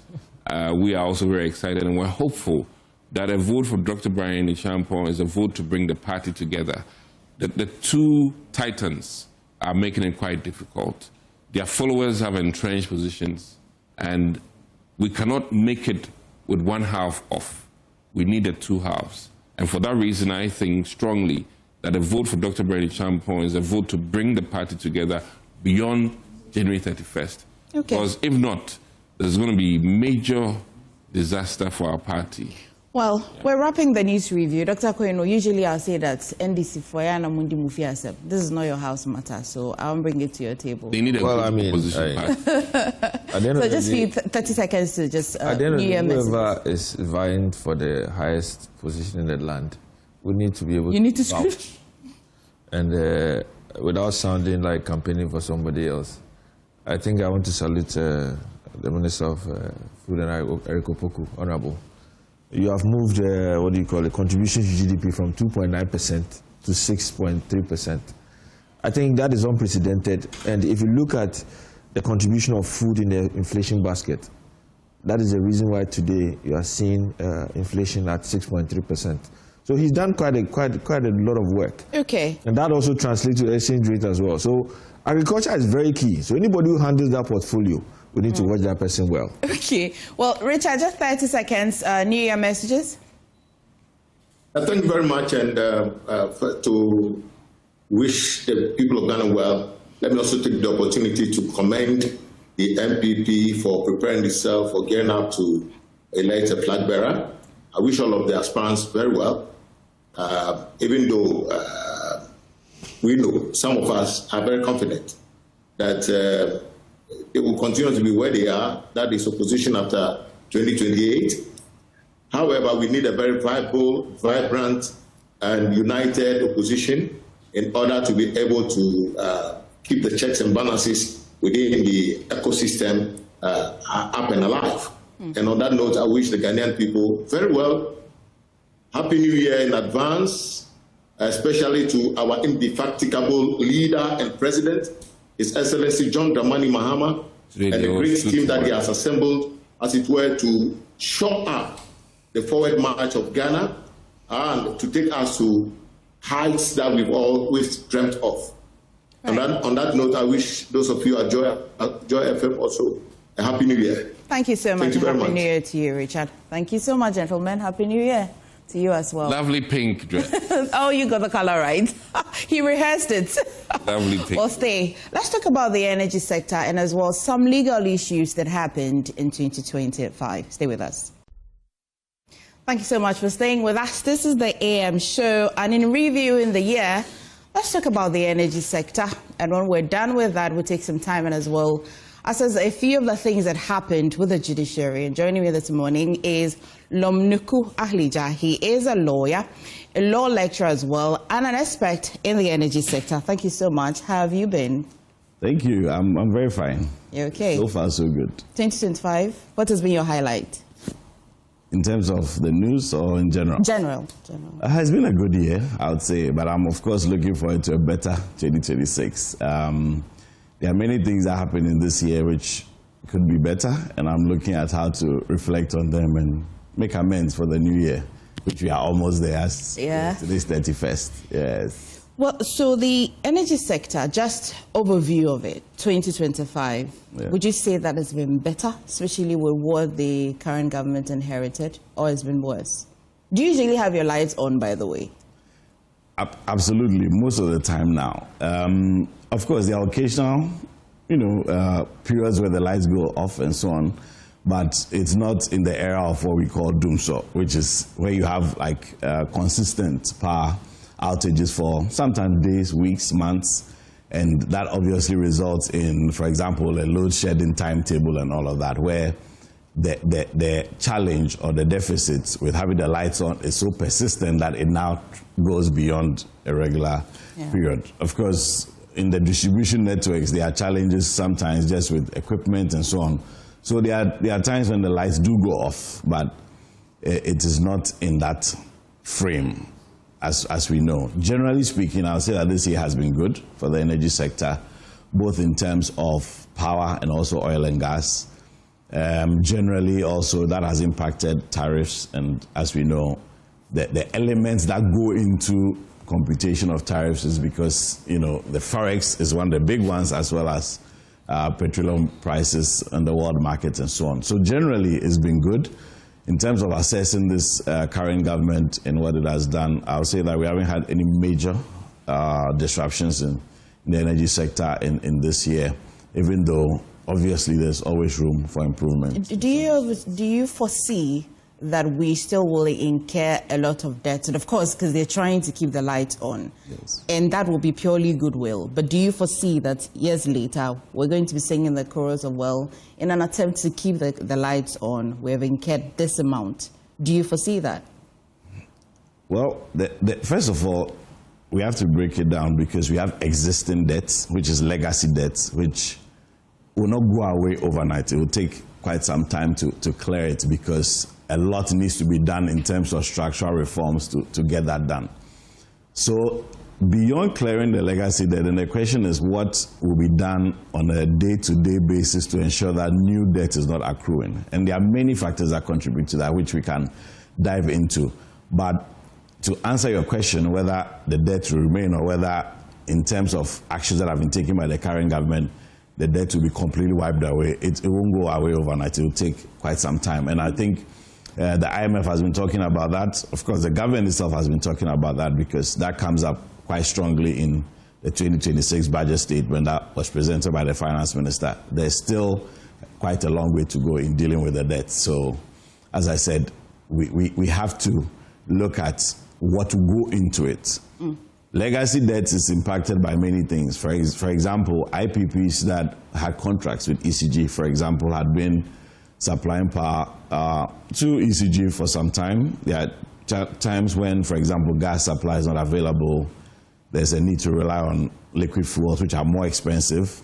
That cost, for example, is on ECG, which indirectly means it's also on government. And then anytime those procurements need to be done, it will take us out of projections that are based on gas because liquid fuels are more expensive than gas. So anytime there are constraints with gas, then obviously it has impacts for that. So you see also that in order to deal with that question, the government, for example, has proposed in the 2026 budget statement to look at setting up a new gas processing facility. All of that is just geared towards having cheaper fuel for the thermal plants, because Ghana today is heavily dependent on thermal generation rather than hydro, which was the case historically. And so for the debt conversation, it's quite wide. I recall that earlier this year, IPPs were threatening that we're going to shut down. Yes. But later this year, the government says that it has renegotiated. And in fact, they say that they have saved about $300 million in renegotiation. When, from an expert's view, when a government says that they've renegotiated, what does it mean? Does it mean that they have said that forgive us our debt, or reduce the service that you're rendering to us? What does the renegotiation, what form and shape does it take? Okay, so we don't have all the details, but at least we know for a fact that all the IPPs have contracts with ECG, for example, as an off-taker, and then they may have other types of agreements that may even involve the government, like guarantees, parliamentary approval being given for specific projects and so on. Some of them have maybe tax reliefs and all of that, which Parliament approves. So renegotiation may look at the various agreements and what is in there which the two parties perhaps can agree to modify. So if we start off with, say, an agreement that an IPP will have with ECG, for example, it may have a power purchase agreement. So the power purchase agreement is the agreement that deals with the terms that will govern production of the power, the cost, the tariff elements, and so on. So you can negotiate, for example, the price. You can negotiate the duration. Okay. You can negotiate some of the key terms in terms of how you pay, for example, timelines for payment, and so on. Other factors could include maybe in terms of maybe the risk allocation, because in agreements or contracts, essentially what the parties are doing is to allocate risks.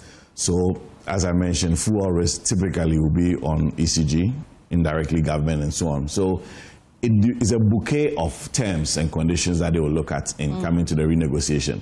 So, when government says that through the renegotiation they'll be able to save 300 million, what we can understand that to mean is that they've quantified the renegotiation and the impact on the books, which means that $300 million would have been paid under the existing contracts, but because of the renegotiation, they have more room, perhaps in terms of time and so on, or even the elements. Because with the IPPs, as you mentioned, the reason why in the past there have been threats of shutting down, we are not going to provide power and so on, which indeed they have actually carried out some of those threats before, is because you're not getting paid. You're not getting paid, and if they're not getting paid, then it doesn't make sense for them to continue to run the generators and so on. What do you think is the missing gap in our energy sector? We'll put that question here, but it'll bring to the fore the conversation of ESLA. Since ESLA was established, or since we started ESLA, would you say that it's lived up to its purpose?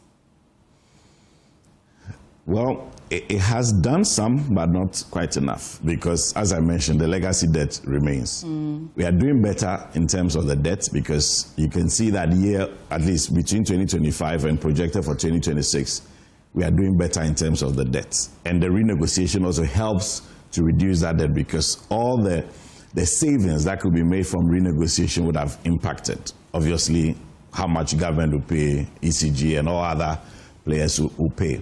So ESLA is to help plug the hole. So we've been collecting ESLA since 2015. This year we know there was an amendment to do the 1 cedi on fuel and so on. All of that is still geared to plug in the hole. But the hole is not a stagnant hole. In other words, you can't fix the debt at a particular figure and then use ESLA to pay it at that end. Because even as we speak right now, IPPs are working.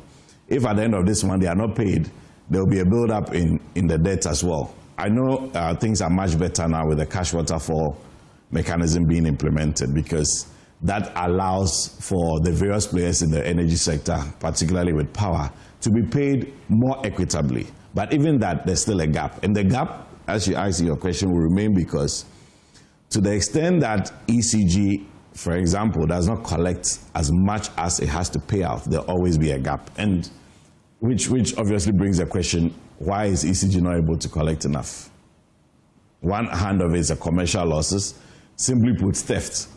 Because if IPPs and VRA, other public utility like Power, are generating, for example, 100 million cedis worth of power to ECG on a monthly basis, which ECG automatically is sending out to us consumers at home, in factories and so on. When people steal power, what it means is that they can't collect 100 million. Does the amount that people still really impact as opposed to higher commercial institutions not paying for this? And for example, you hear that a big ministry or a big institution owes ECG this amount of money. The two, which one is really the most impactful one? We can separate it there. Yes, that's a tough one because it has to be data driven. So in terms of being very specific as to which one is better, I'm not quite sure what the data speaks to in terms of research.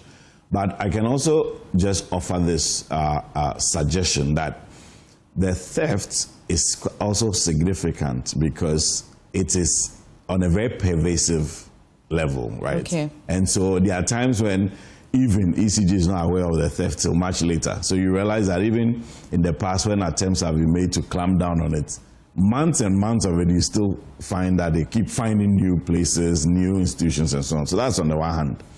Now, when it comes to government institutions and entities who are owing, obviously that's also a big one because we are in a situation or a country where sometimes it's difficult for maybe a utility like ECG to turn off some of these government institutions because they are supposed to be critical institutions, they need the power for their work and so on and so forth. But someone must pay for it.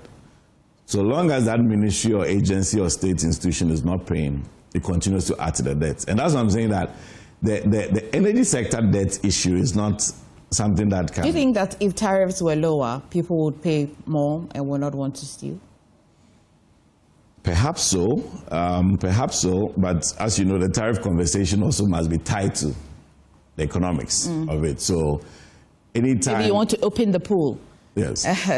If you have 80 people who will pay you 1 cedi and you're likely to get that 1 cedi, it will be very difficult to get 20 people who will pay you 1,000 Ghana cedis. So you open up the pool. Well, tariff is very small, but everybody can pay. Because usually the common thing you hear is because it's high. And or meter prepaid the next thing you want to think about is want to bypass or theft or whichever way. Do you think that if at least whether the consequences will be on government if that tariff adjustment, because I really never see PRCU adjust it lower, it's either at the same point or higher. If it's reduced, would it allow many people to want to pay?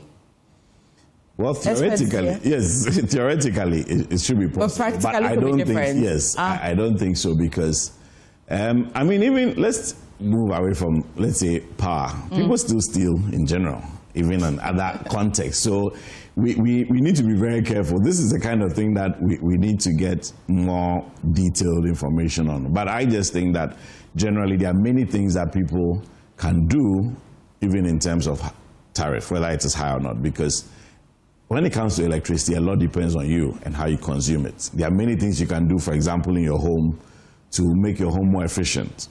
Instead of using a warm bulb, for example, you use LED, which is the brighter white light and so on. There are different types of appliances. Energy Commission regulations require that appliances be labeled with their energy efficiency. So you see that, for example, when you're going to buy, let's say, a fridge or a microwave, there's a sticker on it with the stars. So, for example, when you're buying a product like that, you can look out for the more efficient one. So power consumption is very much in the control of individual or company that is using it. So there's a lot you can do to impact how you use it and so on. But obviously, we can talk about the tariff conversation because that's a big one. And there are many elements and dimensions of it. Before we go to the tariff conversation and what usually PRC will look at to want to adjust is, let's get a clear difference between the ESLA and the cash waterfall mechanism. I confuse it myself. And I think many people as well watching me would confuse it. What's the clear difference? So ESLA is essentially energy sector levy. It is based on an act of parliament which was passed to allow government to apply a levy on different products, get that revenue and use it to offset part of the legacy debt of the power and energy sectors, right? On the other hand, the cash waterfall mechanism essentially is like a formula where when collections are made by distribution utilities like ECG, they pay according to that formula. Why the need for the formula? Because, as I said, when generating companies are generating maybe 100 million cedis worth of power in a month, that must be transmitted by the transmission company. That's GridCo. It goes to the distribution company, and then obviously they also send it out to homes and businesses and so on. Now, ECG, when it collects from consumers, must pay GridCo for transmitting it, must pay the IPPs for generating it, must pay fuel suppliers for supplying fuel, must pay every stakeholder in the value chain. So the cash waterfall mechanism enables all those players to be identified and then a formula agreed and put in place. So once collection is done, you basically put the amount in the formula, how much ECG has collected for, say, December 2025, and automatically to let you know what should go to GridCo, what should go to ECG itself, what should go to the various. It's not done based on need base or who needs to be paid first, or that has been computed in the formula already. Yes, so the formula came into the existence because, as I said, they are not collecting enough. So that's one of the major challenges why the debt continues. And I'll just expatiate on that in a little bit. But what happens is that if ECG, for example, GridCo submits a bill to ECG for how much it transmitted, because there's a way of metering how much they should charge. So if GridCo submits a bill of, say, 20 million cedis a month to ECG, ideally, as a business, you pay them 20 million cedis. But here's a case where, as I said, there are challenges downstream. So ECG is not able to collect enough to pay GridCo fully, pay IPPs fully, pay gas suppliers fully, pay VRA fully, pay Green Power fully. So the mechanism enables everybody to get an equitable share. How does the formula do that? The formula essentially has been developed and built in to look at the various players and their relative contribution to that value chain, so that we know that, oh, maybe 5% should go to this player, 10% should go to that player, 3% to that. So that at the end of the day, they all get much more. Now, you recall that in recent past, there were issues. In fact, there was a report that was done by PwC, for example, on ECG collections and the fact that they had several accounts and so on. That's part of it, because in the past, what used to happen was that ECG was exercising a lot of discretion in terms of who it will pay. So they could collect that 100 million a month and decide that this one will not even pay GridCo, or will pay them 1 million, even though their bill is 20 million. So the mechanism, the cash waterfall mechanism, takes the discretion away. It simply says, if you call 100 million, let's plug it in and let everybody get their fair share. Otherwise, what you have is that ECG can decide, today I want to give you 1 million, tomorrow I'll give you 2 million, even though your bill is 20 million. And then obviously it will be piling up, because if you don't pay fully a bill, next month another bill will come, and so on and so forth. And all of that will contribute and add to the debt, which is why I was making the point earlier that until the issues related to collections and losses and inefficiencies on the distribution side are dealt with, we might continue. The IMF is definitely right when it projects that 2026, the shortfall will be about 1 billion.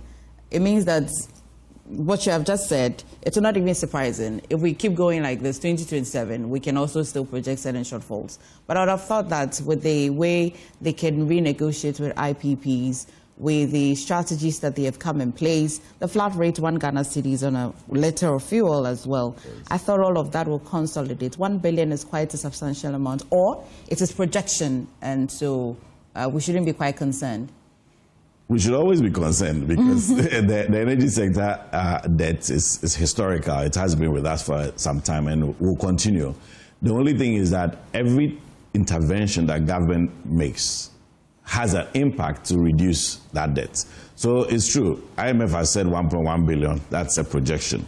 So based on things that, for example, the government would do between now and end of 2026, when we are doing a review, we'll be able to tell whether, for example, they're able to shave off some of the 1.1 billion. And let me give you an example. One of the reasons why that 1.1 billion exists, there are many factors, but I'll just talk about a few. One of them is that there's a projection in that 1.1 billion about the fact that government itself may require liquid fuel at some point. Because if you don't have gas supply, if Atuabo is on maintenance, if N-Gas has an issue, there are times when they go off, when we don't pay enough, there are times when they threaten, and then they actually go ahead and reduce gas supply to Ghana.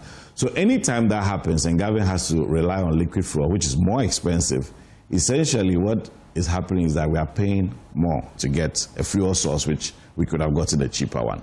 So if, as I mentioned, in the 2026 budget, we've proposed that we're going to start construction of a gas processing plant, which means that at some point when that plant is completed and we are taking more gas from Ghana, from the Jubilee fields and so on, then it means that we'll have more gas and less reliance on heavy fuels or liquid fuels, which means that it could shave off down the line. Okay. Apart from that, I've also talked about the fact that there's significant losses, commercial and technical, on the ECG side. So the commercial includes the thefts, as I said. So if ECG, for example, is able to reduce in a significant way the amount of power that people are stealing, it means there's more collection, which means less debt. On the technical side, technical losses basically is just based on the kind of equipment, the efficiencies of the equipment. Is that significant? Significant. Between commercial and technical, we're talking between 20-30% of ECG's revenue that is basically dissipated because they are not collecting that much. Okay. Which means that if they can improve on the technical losses, they are saving money. Which means less of the debt. Which one do they have quite an absolute control over? Collection and the technical. And explain the technical. Is it equipment, personnel, the things that they need to run? Yes.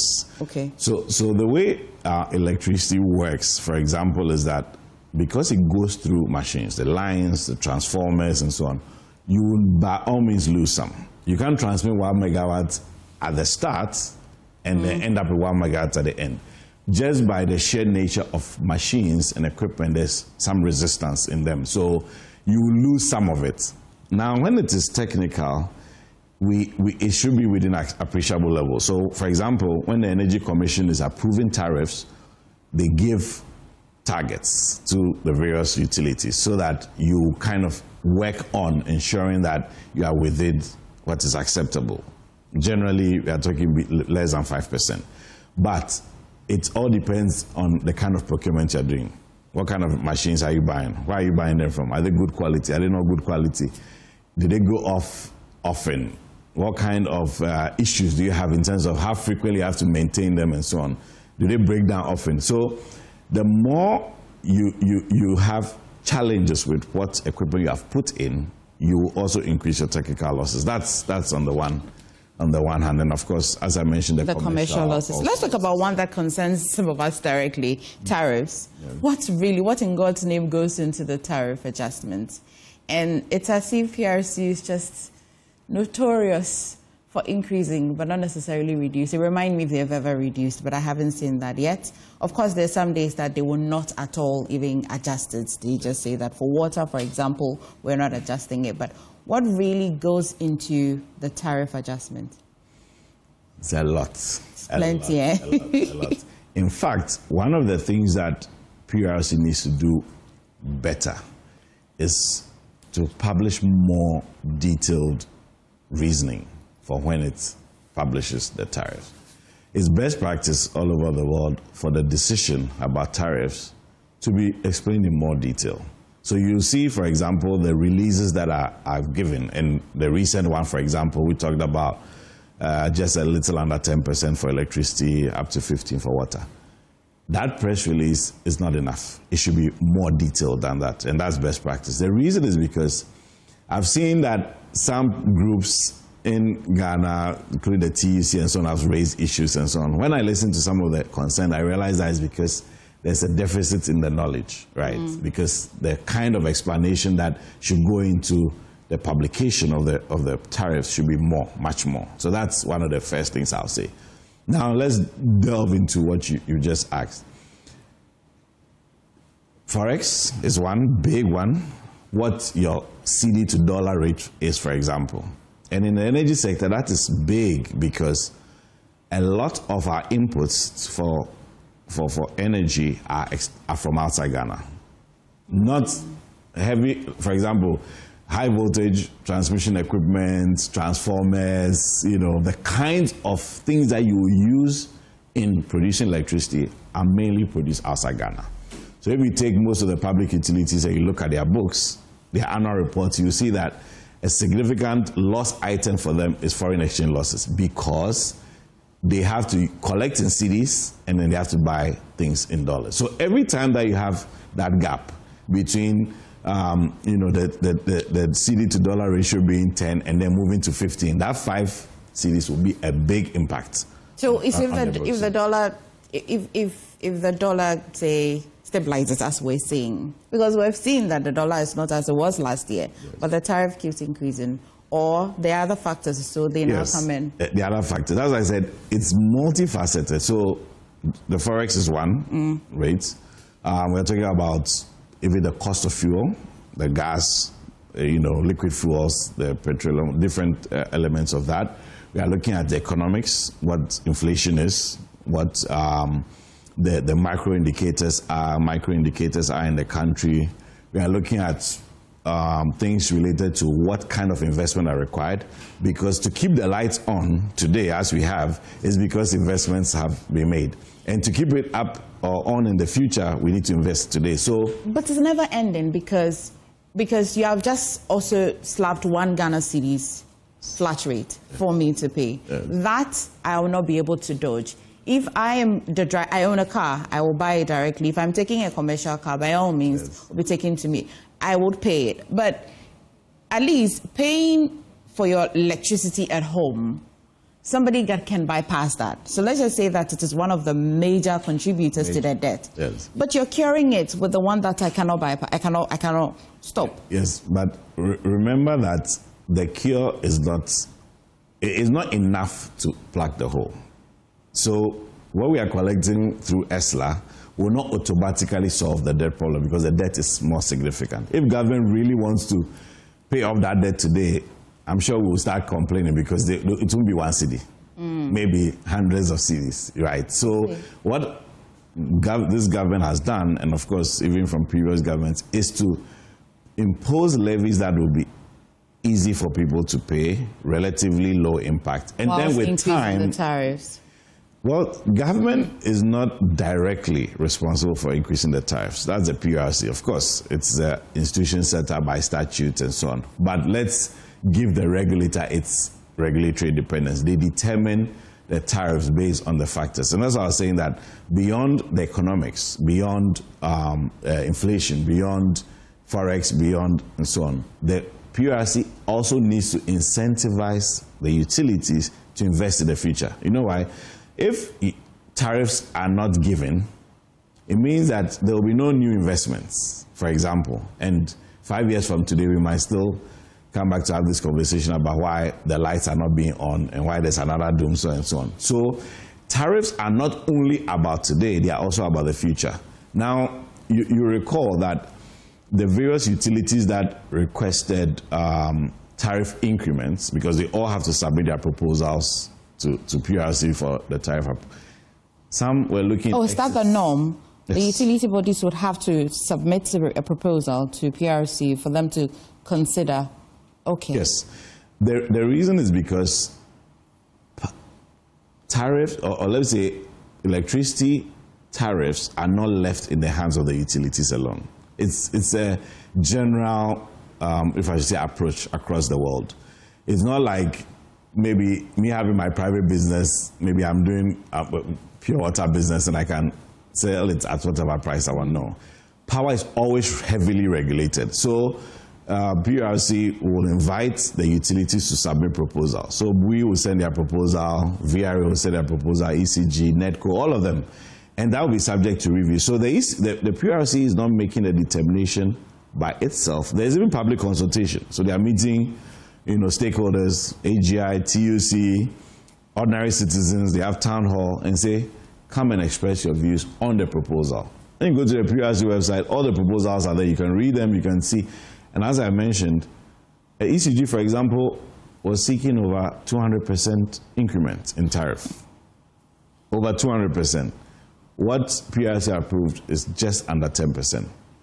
Hey. You see the difference is significant. But did it really mean that it wanted 200%? It's as if those who can pay, they charge them more because they know that even if they increased by 200, if they wanted that increase and it was granted, not everybody could pay. Yes, but that's why it will not also be granted because it's not dependent on their view alone. Because ECG or VRA or Gridco, any of them are looking at, from their perspective, what do I need to keep the lights on and ensure that even in the future I've put in investment so that the lights will always be on. But that determination is from their perspective alone, Gridco, ECG, and so on. Now, the regulator's job is to look at the entire sector, look at their various proposals, see how they fit into the scheme of things, how the economics of the country is, inflation levels, the views of stakeholders, what is realistic. I've already talked about the inefficiencies. Yes. If you are inefficient, you are making losses,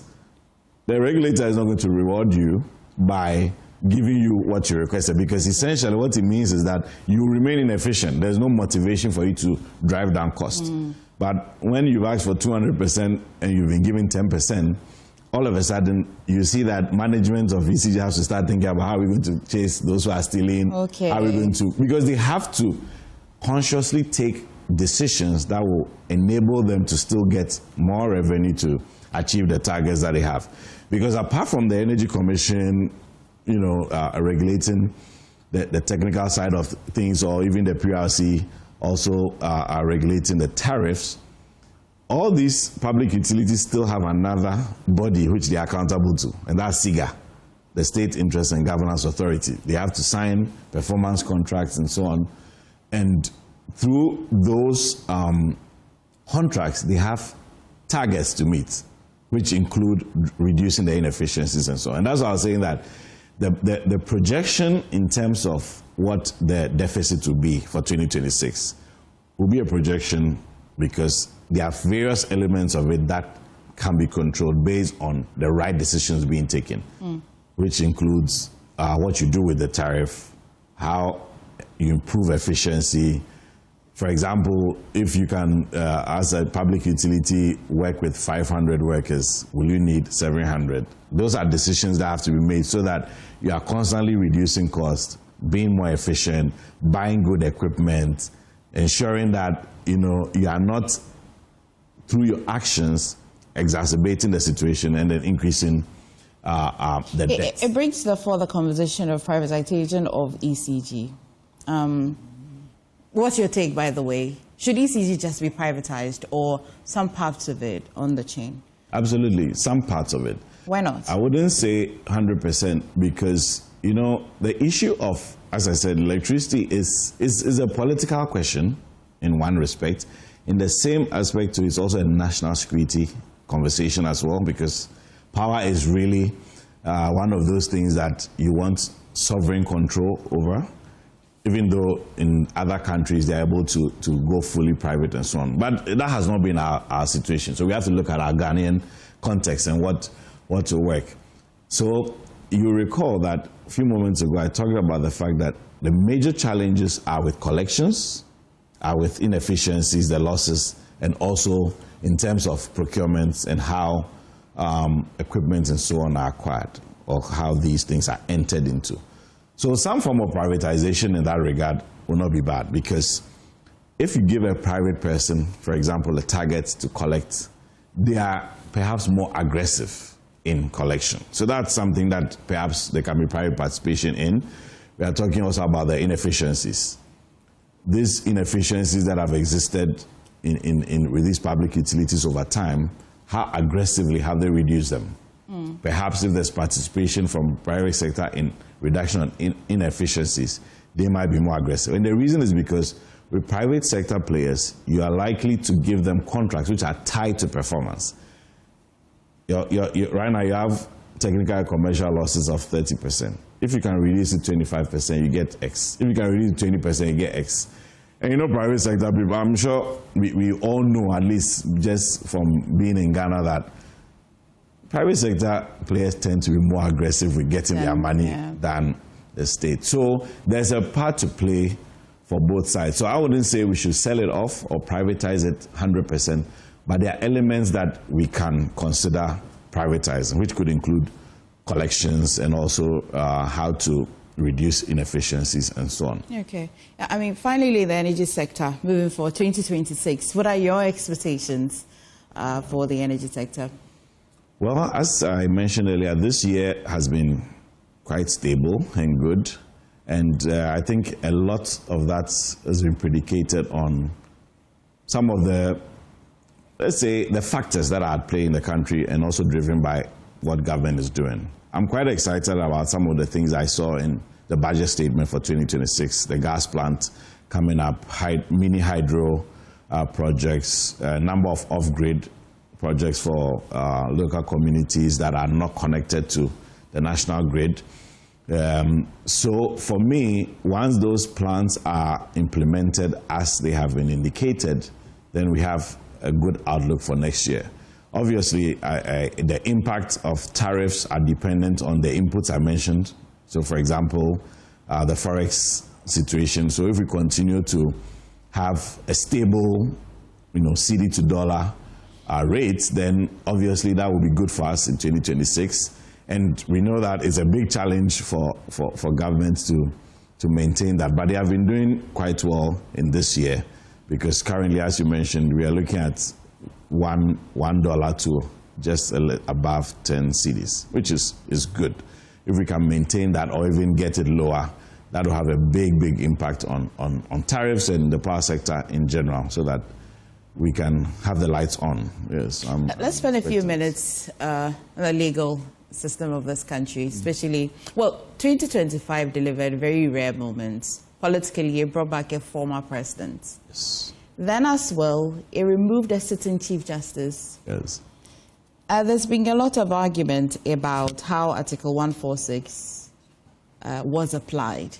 If you just a casual look at it, do you think there's any challenge with Article 146 that should be revisited? Do you think that Article 146 in its nature made the removal of a Chief Justice quite easy? I wouldn't say. I mean, maybe I should ask you your highlight, the judiciary, your highlight, 2025. A lot. Well, you've talked about one, the Chief Justice removal. Quite, if I should say, it doesn't happen every day. So when it happens, obviously, that's one of the big ones. There have been other conversations around OSP investigations. Obviously, oral is also a big one that everybody is talking about because there's a lot of expectation in terms of prosecutions for persons who may have engaged in some, corruption and so on. Apart from that, we have the CRC report, Constitution Review Committee report, which is also quite significant in the legal landscape because we are looking at continuation of a conversation that started many years ago. And I'm sure when we touch on it specifically, I can delve into that. So I'll say that these are my key highlights for 2025. And which one would you like to start with? I think let's start with the Article 146 conversation. So first off, it is not easy to remove a Chief Justice. I think that point needs to be made quite clear because many attempts have been made in the past and which did not result in a removal. So it is not, let's say, easy, as maybe you mentioned that people are saying Article 146 is easy. It's not easy. It's all dependent on the facts that needs to be considered.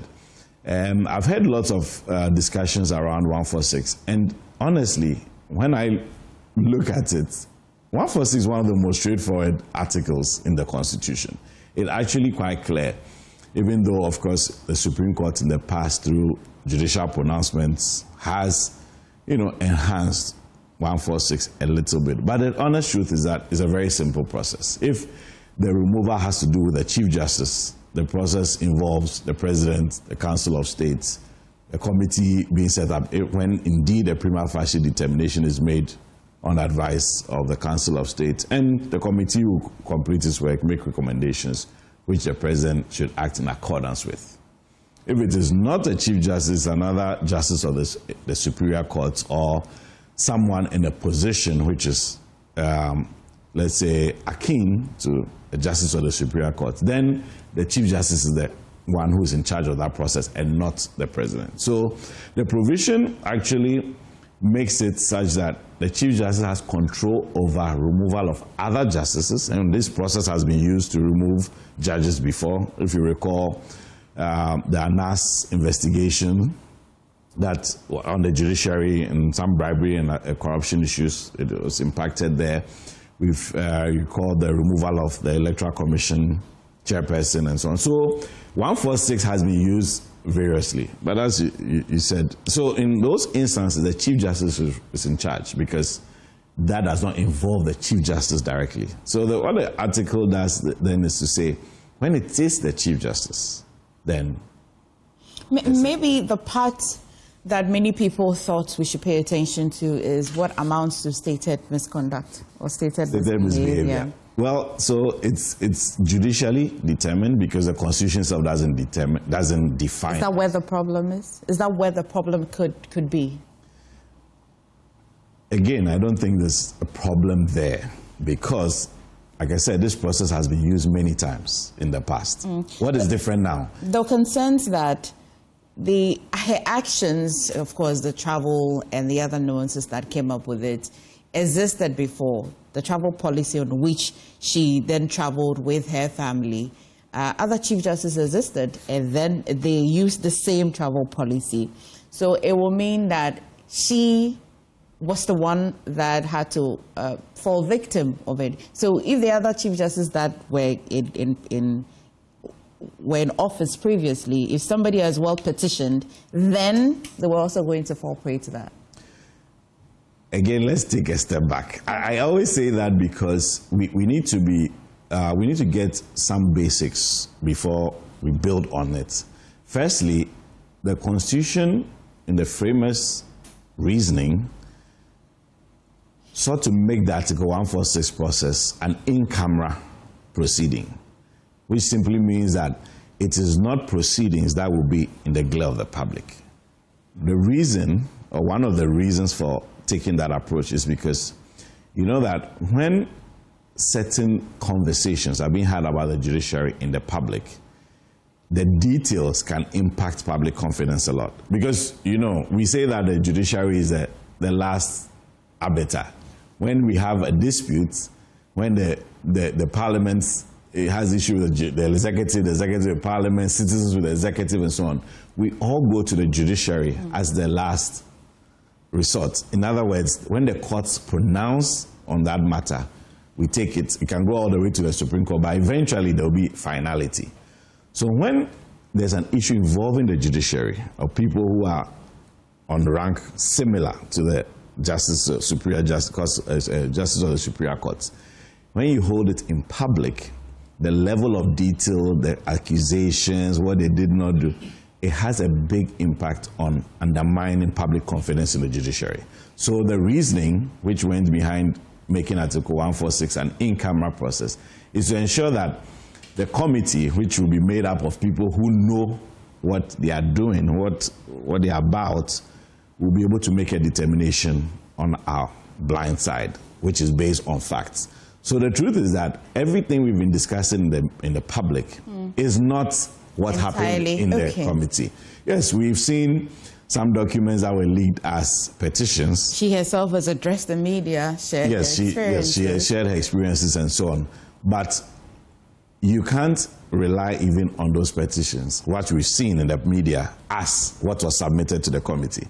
Because even when the committee invites any of those petitioners or even the Chief Justice, what they wrote to the committee may even be different. Even if it's one paragraph, you don't know how it impacts the outcome. So basically what I'm saying is that 146 is an in-camera proceeding for a reason, and that reason still stands. So our discussions are not based on entirely what happened there.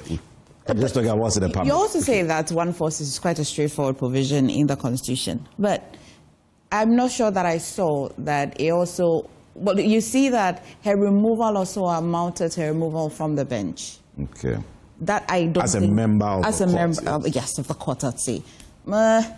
I didn't see that specifically as well outlined in Article 146, or these are implied. Well, so what Article 146 does in terms of the grounds, okay, for removal, those grounds apply to both a justice of the Superior Court and the Chief Justice, who is also a justice of the Superior Court.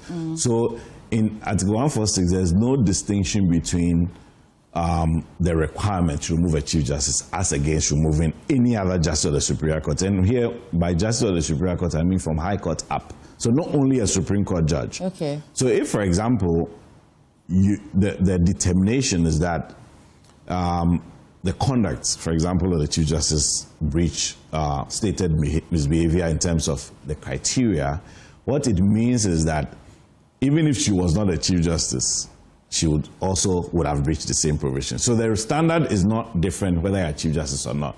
If you cannot be a Justice of the Superior Court because of what you've done, determined by the committee, you obviously cannot be a Chief Justice because you are Chief Justice because you are first a Justice of the Superior Court. In fact, even when the President, assuming there's even a vacancy in the Chief Justice position, the President wants to appoint someone from outside the judiciary, you have to be sworn in as a Justice of the Superior Court. What did that whole what did that whole decision or her removal, what did it do to the judiciary for you?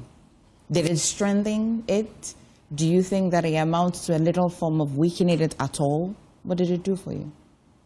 Okay, so in my view, it is an interesting question, I'll say. And in my view, I'll say that the impact is that it makes everybody in the judiciary know that you are subject to the same scrutiny. That's because when we go to court as counsel, or when private citizens or companies and so on go to court, we are essentially in the hands of the judge. So the judges are the arbiters. They determine consequences, who goes to jail, who doesn't go to jail, and so on and so forth.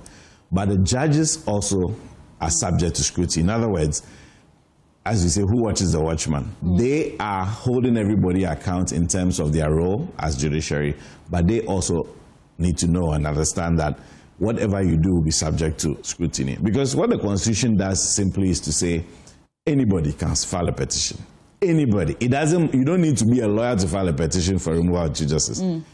If you see something that you don't like, which you consult, for example, and you find that it breaches any of the requirements of 146, anybody. So I've heard recently that other petitions have been submitted. Yeah. Respect to removal of the SP.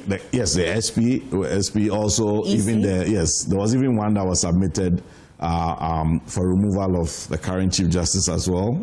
Yes. Yeah. So that's the thing. And the reason why that is important. We are not when it comes to removal of a Justice of the Superior Court or any other person in that position.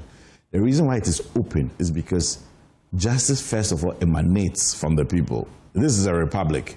So power is in the hands of us, the ordinary citizens. It is not reserved for a special group of people that will say only lawyers can file a petition for removal of the Chief Justice. Anybody can file a petition. What's your assessment of the Office of the Special Prosecutor? Well, is it an office worth keeping? I think so. I think so for now. The reason being that, there is a lot of conversation and discussions that went into setting up that office. If you recall, of course, this office was set up in the last administration, but what we all know, at least in the legal fraternity, is that the conversation about creating an independent prosecutor has been under discussion for years, decades, I'll say, actually. The reason being that there's always this tension between the belief that Attorney General, being a political appointee, will be able to hold the same standard when it comes to members of his political party. So we've been, in the public space, CSOs have made discussion, many fora have been held on this point. So for me, setting up the OSP is a test. We need to check whether it will work or not. Because if it works, right, it's been some years. Yes, it's been some years. So I'm coming to that part. As far as I'm concerned, we have not got to a point where it needs to be scrapped because we haven't seen it in full operation to the end. The first SP who was appointed resigned after a very short while. The next person was appointed has not exhausted their initial 7-year term. I know that there are petitions that have been submitted for removal of the SP, and we don't know what will happen with that process. But at least, as I'm saying, the relevance of the institution, for me, it would be good to get one cycle. But the nature of the nature of its mandate and how it seems to have independence, but still has to derive a certain legitimacy from the Attorney General, does it allow the office to function properly?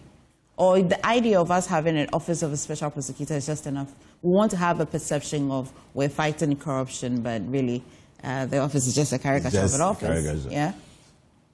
I think that is not a fair assessment. And I'll say so because it's true. Under the Constitution, it is the Attorney General that has the power mandate to prosecute all criminal offenses. But as you know, the Attorney General cannot do that alone. So even aside the SP, the Attorney General delegates prosecutorial powers to other institutions. That's why, for example, the police are able to prosecute. They are police prosecutors. Yeah. Why do they prosecute? They prosecute because the Attorney General allows them to. Okay. All the state attorneys and so on, they are essentially deriving power from that. So the Office of Special Prosecutor should be able to do it. Yes, because the Constitution, unless that Article 88 is amended to say that prosecutorial powers are not only the Attorney General and it could be in other persons designated by, say, the Constitution or through an Act of Parliament. As it stands today, every prosecution is at the behest of the Attorney General. And like I said, apart from the SP, all the other bodies or institutions that have, for example, SNIT is able to prosecute you when you don't pay. Sure. They're able to do that because the Attorney General allows them to do that by delegated power. So it's the same way in which the SP has the mandate from the Attorney General. I just was wrapping up the conversation before I remember that you have authored a book. Yes. Ghana Energy Law and Policy, yes. Yeah. Yes, so that's all about the power sector. What's the book supposed to do? Well, I think... Who needs that book? Who needs that book? Okay, so anybody in the public space, I would say generally, if you're a policymaker, obviously a lawyer, and even an ordinary citizen interested in the power sector. Because I think even when we're having our conversation, you mentioned many times that there are certain aspects that people don't understand, you don't know the difference between so on. Because that sector is a bit removed from the ordinary person, I must say. All we know is that our lights are on or has to be on. Yeah, so what I've done in that book is to digest fully what the power sector is about. So the title is Ghana Energy Law and Policy, Electricity. So this is focused on electricity. And who knows, very soon I might have the oil and gas one out as well, which is the other aspect of the energy sector.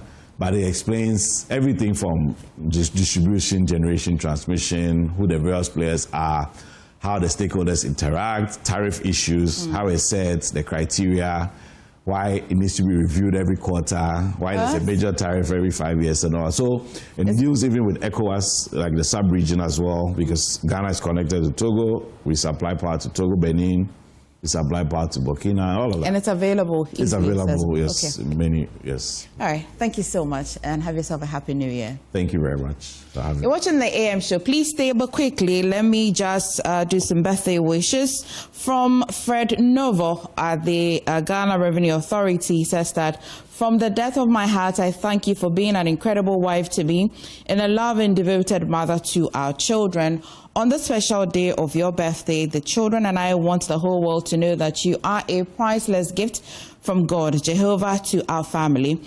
Your love, strength, and sacrifices give meaning to our lives, and we are deeply grateful for you every single day. We pray for long life, good health, and God's continued grace upon my life, upon your life, from your husband, with all the love, Fred Nova. Happy birthday to you, except you didn't add the name. Okay, happy birthday, Emma Vivian Agama, wishing you a day as bright and beautiful as yours. This is from Felicity Ahia Fenyo and your children. Happy birthday. Please stay with us. There's more on the show.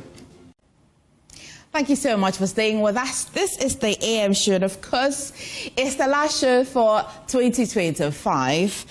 And you know it in Ghana or even across the world, if you're a Christian and you must cross over to the new year, it definitely has to be ICGC. There's no two ways about it. And so tonight at 9 p.m., it will be happening again. But don't take it from me. Take it from Pastor John Kosa. He is pastor at ICGC Christ East Temple. How are you doing? Doing very well, MFA. How about you? Very well, thank you for asking. And how was your 2025? Great? It's been wonderful. It's been wonderful. It feels very surreal that we are on the 365th day of the year 2025. It's been a journey, and thank God for bringing us this far. I know that. I have friends who attend ICGC. Oh, really? Very well. Awesome. By this time, I can tell that maybe because I'm on TV, they're watching. But if it's 31st, they have to nap a little bit because they know that they will not miss 31st night or crossover with their church. Great. Tell me what's different this year. Tell me everything that we need to know about crossover.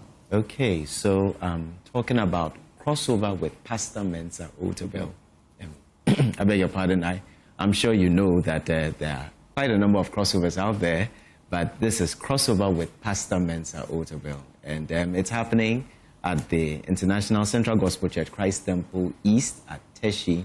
And it's a special moment for us to meet as family, as friends, as loved ones, to embrace a new year. You know, every year comes with its own challenges, difficulties, and it's important for us to be able to reflect, but it's also very important for us to be able to anticipate what lies ahead. And when we gather at this event, it's the atmosphere of worship, of prayer, of music, of reflection, and of course, a wedding season from Pastor Mensa Otabel to give clarity and direction for the new year. It all comes together to make crossover with Pastor Mensa Otabel so special. I mean, before we even get into the details of how it would happen, in fact, it will be live on Joy Prime and as well on Joy FM. Just maybe you should be able to go to church, but just whatever reason you're unable to, you can join ICGC on Joy Prime today and as well Joy FM. But generally for a church 2025, how has it been? It's been eventful. Every year is filled with so many events, so many things happening, but we are able to carry through and come through them all because God's grace abounds unto us. What was the highlights for you? What's the highlight? Yes, for me, I love altar calls every Sunday. Okay. I do love altar call every Sunday. Okay. Because I think that's when heaven really, really rejoices. Great. But for you, as a pastor and then being with the church for how long, I'm not too sure. For 2025, what has been the most highlight at church for you? Okay. For me, the theme for our church this year has been Jesus. And there has been focus on the foundation of our faith. It's Jesus Christ. Without Jesus, we have no Christianity. Actually, being Christian, if you put the name if you divide the name, you have Christ, and then I-A-N. He's the one that we follow after. And this year's theme for our church has been Jesus, and it's been an amazing walk through the year, focusing on who Jesus is, what he came to do and accomplish for us. At church, Pastor Mensa Otabel has been doing one series after the other, just exploring the persona of our Lord Jesus Christ, and it's been the highlight for me. Oh, it's very beautiful. Do we have the theme for next year already, or we have to come to church to hear? We do. It's actually been announced by Pastor Otabel. The theme for next year is Kingdom. Okay. Kingdom, and that is to focus on what the lifestyle that Christians are supposed to live, and Pastor Otabel has promised to do many teachings and series on the subject of kingdom and what God's expectation is of us as believers. Well, of course it is church, but what's the form and shape the service will take today? Okay, so let's start with just a few basics. That it starts at 9, and it's going to be taking place at the premises at the Arena, ICGC Christ Temple at Teshi off the Bush Road, and it's going to carry from 9 all the way, crossing over into 1st January 2026. Different elements, hymns, praise and worship, prayer, intercession, and the highlight is the New Year message that Pastor Otabil will be bringing to usher us into the new year. And as a beautiful highlight, anytime we enter into the new year, there is ecstatic praise and worship, and great jubilation. And then you see friends and family just embrace each other. I really look forward to that this evening leading into tomorrow morning. Okay, 9 p.m. Where again? At ICGC Christ Temple at Teshi off the Bush Road. And I'm giving you assurances that it will be live as well on Joy Prime TV and as well on Joy FM, because we don't want you to miss church today. We want to cross over with you. Definitely joining Pastor Mensa Otabil. Where would you, or however, where else would you want to cross over the best way? I'll take your final message. Okay. That's your camera. Okay. Invite people to church. So, MFR, I would want to say that there is transportation arrangements all over Accra, from Kasua through to Adenta and everywhere in between. We have bus arrangements with Ayalolo. You just have to visit our social media handles at ICGC Christ and at Mensa Otabil on Facebook, on Instagram, on WhatsApp, and you will find the bus arrangements there. Please do take advantage of it and be at the premises to join Pastor Mensa Otabil. My final words are that the God we serve has been gracious and merciful to us. He's brought us through another year. It's right and proper that we meet with him to give him thanks and appreciation for what he's done for us this year and put our faith in him for yet another year. And so on behalf of Pastor Mensa Otabil, I'd want to invite you to join him and the ICGC Christ Temple family at Christ Temple, Teshi, off the Bush Road to embrace this new year 2026 with all it has to offer. And I am confident that the God that has kept us this year will keep us next year. Thank you so much, and we are looking forward to seeing you this evening at 9. Thank you so much. Of course, you can still join Joy Prime TV and as well on Joy FM. Don't miss it, 9 p.m. Crossover with God. Now, Stay with us. We're nearly wrapping the show, but we'll have a conversation with Ayuda first. Can you imagine, like, this Bill is in my studio and attempting to want to dance? Can you just imagine? Please sit still. Listen. Please sit still. If you need some lessons, I can offer that. Can you just imagine? Pro bono. New year, new me. I don't charge. You understand? I do it pro bono, you know? Three things, be careful. Like this. Oh, what's up, Alpha? Good morning. Good morning. Merry Christmas. You're looking so good. Thank you so much. I'm so happy to see you. Except that I need some stretch. Yeah, no, you totally do, because I was really surprised because you did the year in review last night, and this morning you're here. How do you even look this fresh and good like that, thank girl? You so much. Evans Spencer and then KLP, they don't like me. Oh, no, I'm sure they do. And I need to commend you for doing such a good work. I'm really happy to be on your show this morning, actually. Thank you so much. It's my show. Yeah. I'll ask you the questions. Okay. Okay, so Lexus came here with some of our friends from Ayuda. Yes. Bernadette Jacqueline Brefu is Assistant Operations Coordinator at Ayuda, and Martha Aqua is Customer Experience at Ayuda. And Lexus Bill, of course, you know him, needs no introduction, but a special role coming up the 90s Jam. So we'll talk about that. Yesterday I was telling you, you're not a furniture, you're not a tree. Bronya came, you didn't go out. Like New Year's come, you won't go out. Lexus is here to give you a reason why you must be there at the 90s Jam. Listen, I know he doesn't dance well, but he can convince you to be here. Lexus, I'll come to you. I will come to you, but Bernadette, tell me, how has the year been for Ayuda?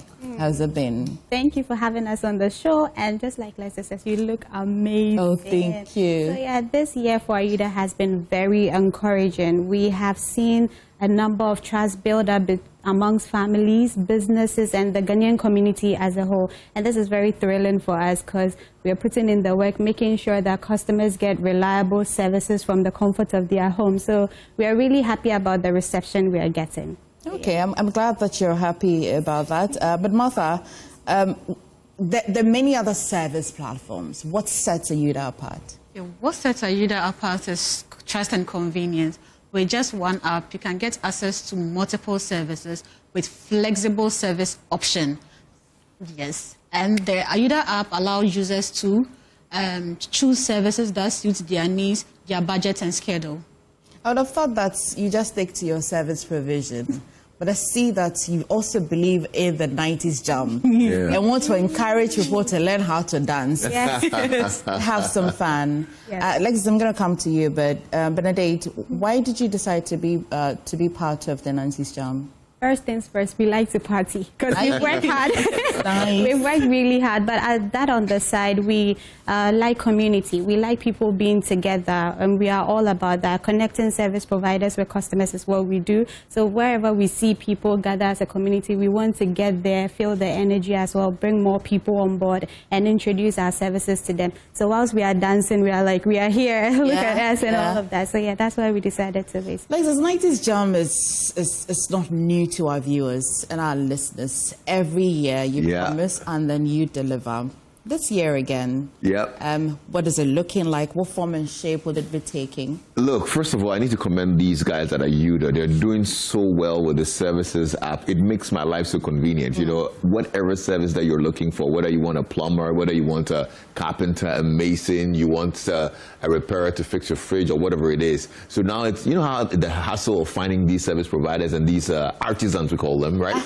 And how unreliable some of them can be, you know what I mean? But what Ayuda does is Ayuda brings them all together on the platform and they actually certify them. They actually train them, and so, you know, they're very responsive, they're professional, you know what I mean? But this time, our friend went to him and things like that, you know? It's made my life so easy. And even better, I like that these guys, if you get onto even their social media platforms right now, if you're on social media, Instagram, TikTok, just Google, put in Ayuda, and you'd see them.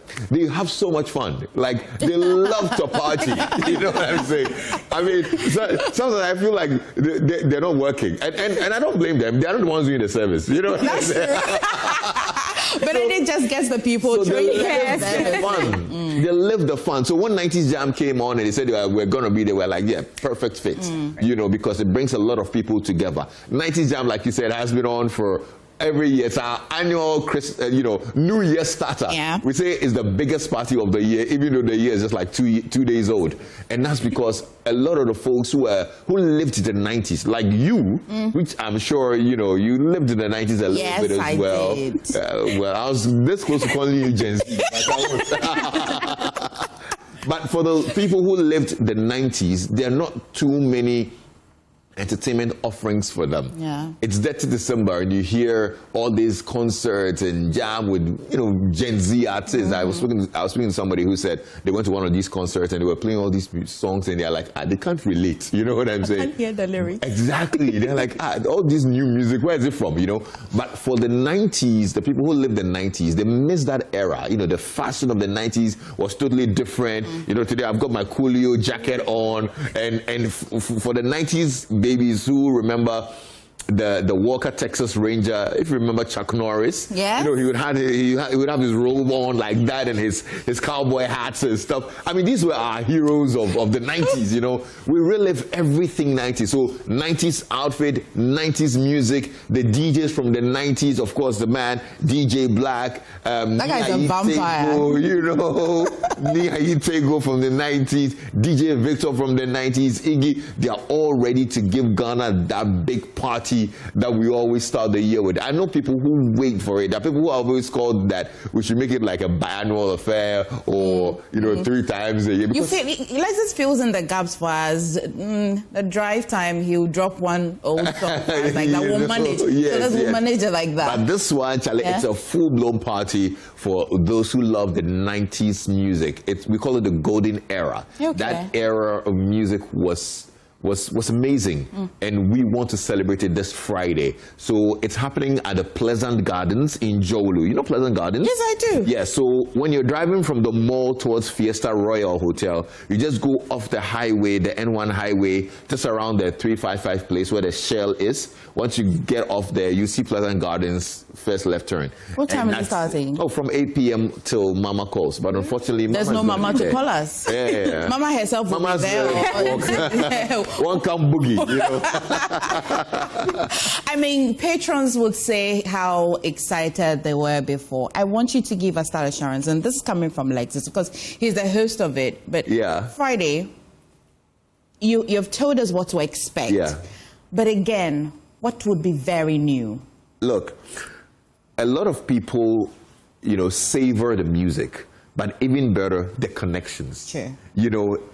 There's so many people that I bet you when you step there, you haven't seen in a while that you connect with again. The experience is different almost every year. It's still the 90s music, but the experience is totally different. We're giving people a royal treat this time at Pleasant Gardens. For those who are getting their cabanas, it's like exclusive to you and your clique. Okay. I'm sure you have, friends that you go out with, the girls, road trips, the boys who gather Friday nights and whatnot. This is like premium edition of it, bringing everybody together to have proper fun. So if you're listening now, you might actually want to put in the WhatsApp group that this Friday we are meeting at 90s Jam, Joy FM 90s Jam, because that's the place to be. It's a whole new experience, and every patron is going to have their money's worth. They're going to actually really have a good time. It's that party that never wants to stop. How much do I need? Oh, just 300 Ghana cedis. See? 300 Ghana cedis. How can I purchase a ticket? How can I? You can just dial *725 *3040 hash. That's it. *725 *3040 hash. Once you do that, you got your ticket. That's it. That's it. You don't need pretty anything simple. else. Yeah. Like a date. I told you you're not a furniture. You're not a tree. Yeah. Martha, please tell me, 2026, what should we expect from Ayuda? Okay, so in 2026, we want our existing and then potential customers to expect more from Ayuda, more services, better experience, and then we are also implementing new features on the Ayuda app. So next year is going to be better, more experience. So they should expect the best from Ayuda. That's perfect. Benedict, finally, goodwill message. Okay, so I want to say a very big thank you to all of our customers, our service providers. This year has been truly intriguing, and we are very happy to have you all on board. We like to say have a happy holiday, enjoy yourselves, and next year we are hoping that we do better things, like Martha said earlier, more services, more experience, more comfort, and more security at the comfort of your homes. See you at the party. And a happy new year, Alexis. Yeah. Happy new year to you. We'll have fun there. See you. Have a great 2026. Let's start it nice on Friday. Thank you. He has a nickname now. He has a nickname. Yes. What's the nickname? Moonwalker. All right, guys, I'm nearly wrapping the show, but not without our correspondents who have been bringing you all the stories across the country. I shall now take you to my colleague, Anas Sabit, if Anas is on standby. Anas, tell me, how has the year been for you and the most epic for 2025? Hello, here from the home industry, this is purely an agrarian region, and we're lucky to have the president coming down to launch the feed Ghana project here in Chiman somewhere mid this year. But we all remember how the year started. Some market fires within January and February, and those of us in Chiman, particularly because of the Chiman Central Market and a couple of fires that were recorded in the market. That is something huge that listeners or viewers will remember. So the year started with market fires. We had issues with appointments when we got there. the president appointed a couple of people, and there were some protests here and there. But later, all were settled with confirmations from the various assemblies or assembly members within the region. And like I said, the grand launch of the Big Ghana project is the biggest event so far as the US concerned, because the president has to come here and then launch that particular project. Also, this year we saw a number of seizures, NBC tax, going on to see some auxiliary stations, and in some cases we saw them also seizing NIA offices, National Education Authority offices, and then that of the health insurance as well, claiming that their people are, need jobs, and so those who came to meet have to make way for their people to also occupy those offices. We also recorded some unfortunate incidents that we saw how, unfortunately, the brother to the regional chairman of the New Patriotic Party, Chairman Ivy's, his brother was shot and killed, by unknown persons right in front of the chairman's house. It became an issue, but unfortunately, the issue settled at a point. We also recorded some unfortunate incidents with regards to the Olympic. We saw how the conflicts led to the implementation of curfew in the area, and the Interior Ministry later put measures in place to ensure that there was security or there was peace in the area before lifting that particular curfew. And then recently we also remember how some youth in Kwame Danso attacked the courts, which led to the IGP, and then the Chief Justice, calling for the closure of the courts in Kwame Danso, and then the police also withdrawing their men within Kwame Danso. It must have been an eventful year for you. But of course, you didn't talk about your awards. Once again, congratulations to you on that award. Thank you so much. Honestly, that was one part of the year that will live forever with me, having been recognized as a veteran domestic tourism at the, TJI was in Kumasi. That was historic, and then definitely it is high on my list so far as, myself is concerned. I was looking at, the stories we've reported on across the region. Going into 2026, we're looking at doing quite a number of, tourism stories. Okay. It's rich in tourism potentials. So I want to leverage on that particular award. I look forward to that. I definitely look forward to that. I'm just going to take our viewers as well to Elias Tanko. Elias, so you have reported taking leave from Boko and also Eneta environs. How has it been for you? Well, more precisely in the northeast region, Nalerigo to be precise, has been very, very troubling year. The year really started with demonstrations of our appointment in Cherpone, Bunkurugu, and there were also allegations against former executives and government officials of looting fertilizers that were left behind for farmers. It really continued because the whole year has been security issues across the northeast region. There were instances where curfew, about 3 months curfew, were imposed in Wale Wale and 8 environs, and another curfew was also imposed in the regional capital and 8 environs, Nalerigo. As we speak, there is reimposition of curfew in Nalerigo following the incident regarding the aftermath of the recommendations of regarding the Boko issue that were presented to the president. In terms of security, there had been a lot of issues, but regarding infrastructure development, as we have observed, not much has been done in the northeast region. There have not been construction of major roads. There have not been construction of major project that have installed. And so really it's been a very, very tough year, especially for the western part of the northeast region. Okay. Well, thank you for bringing us all of those compelling stories from such a difficult region. But I'll wrap with Ivy Setoji from the Volta region. Ivy, how has it been for you shortly? It's been good. It's been great. This year we had projects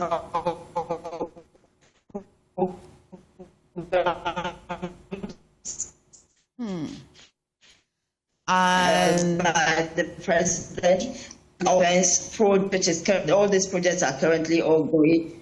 And so the people of the Volta region are quite happy about this project. A lot is happening in the Volta region as we speak. I was able to do some community and some human interest features, especially the Southern as well.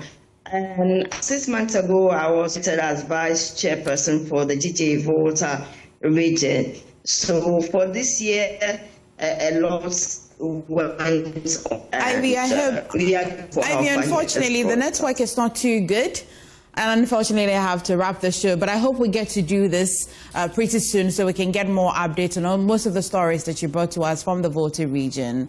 But thank you, my colleagues, as well, for bringing us all of those stories across the world. Rafiq Salam, and all the other correspondents, Professor Stomavo, Peter Senu, if I'm unable to say your name, definitely. But you especially, thank you for a good 2025.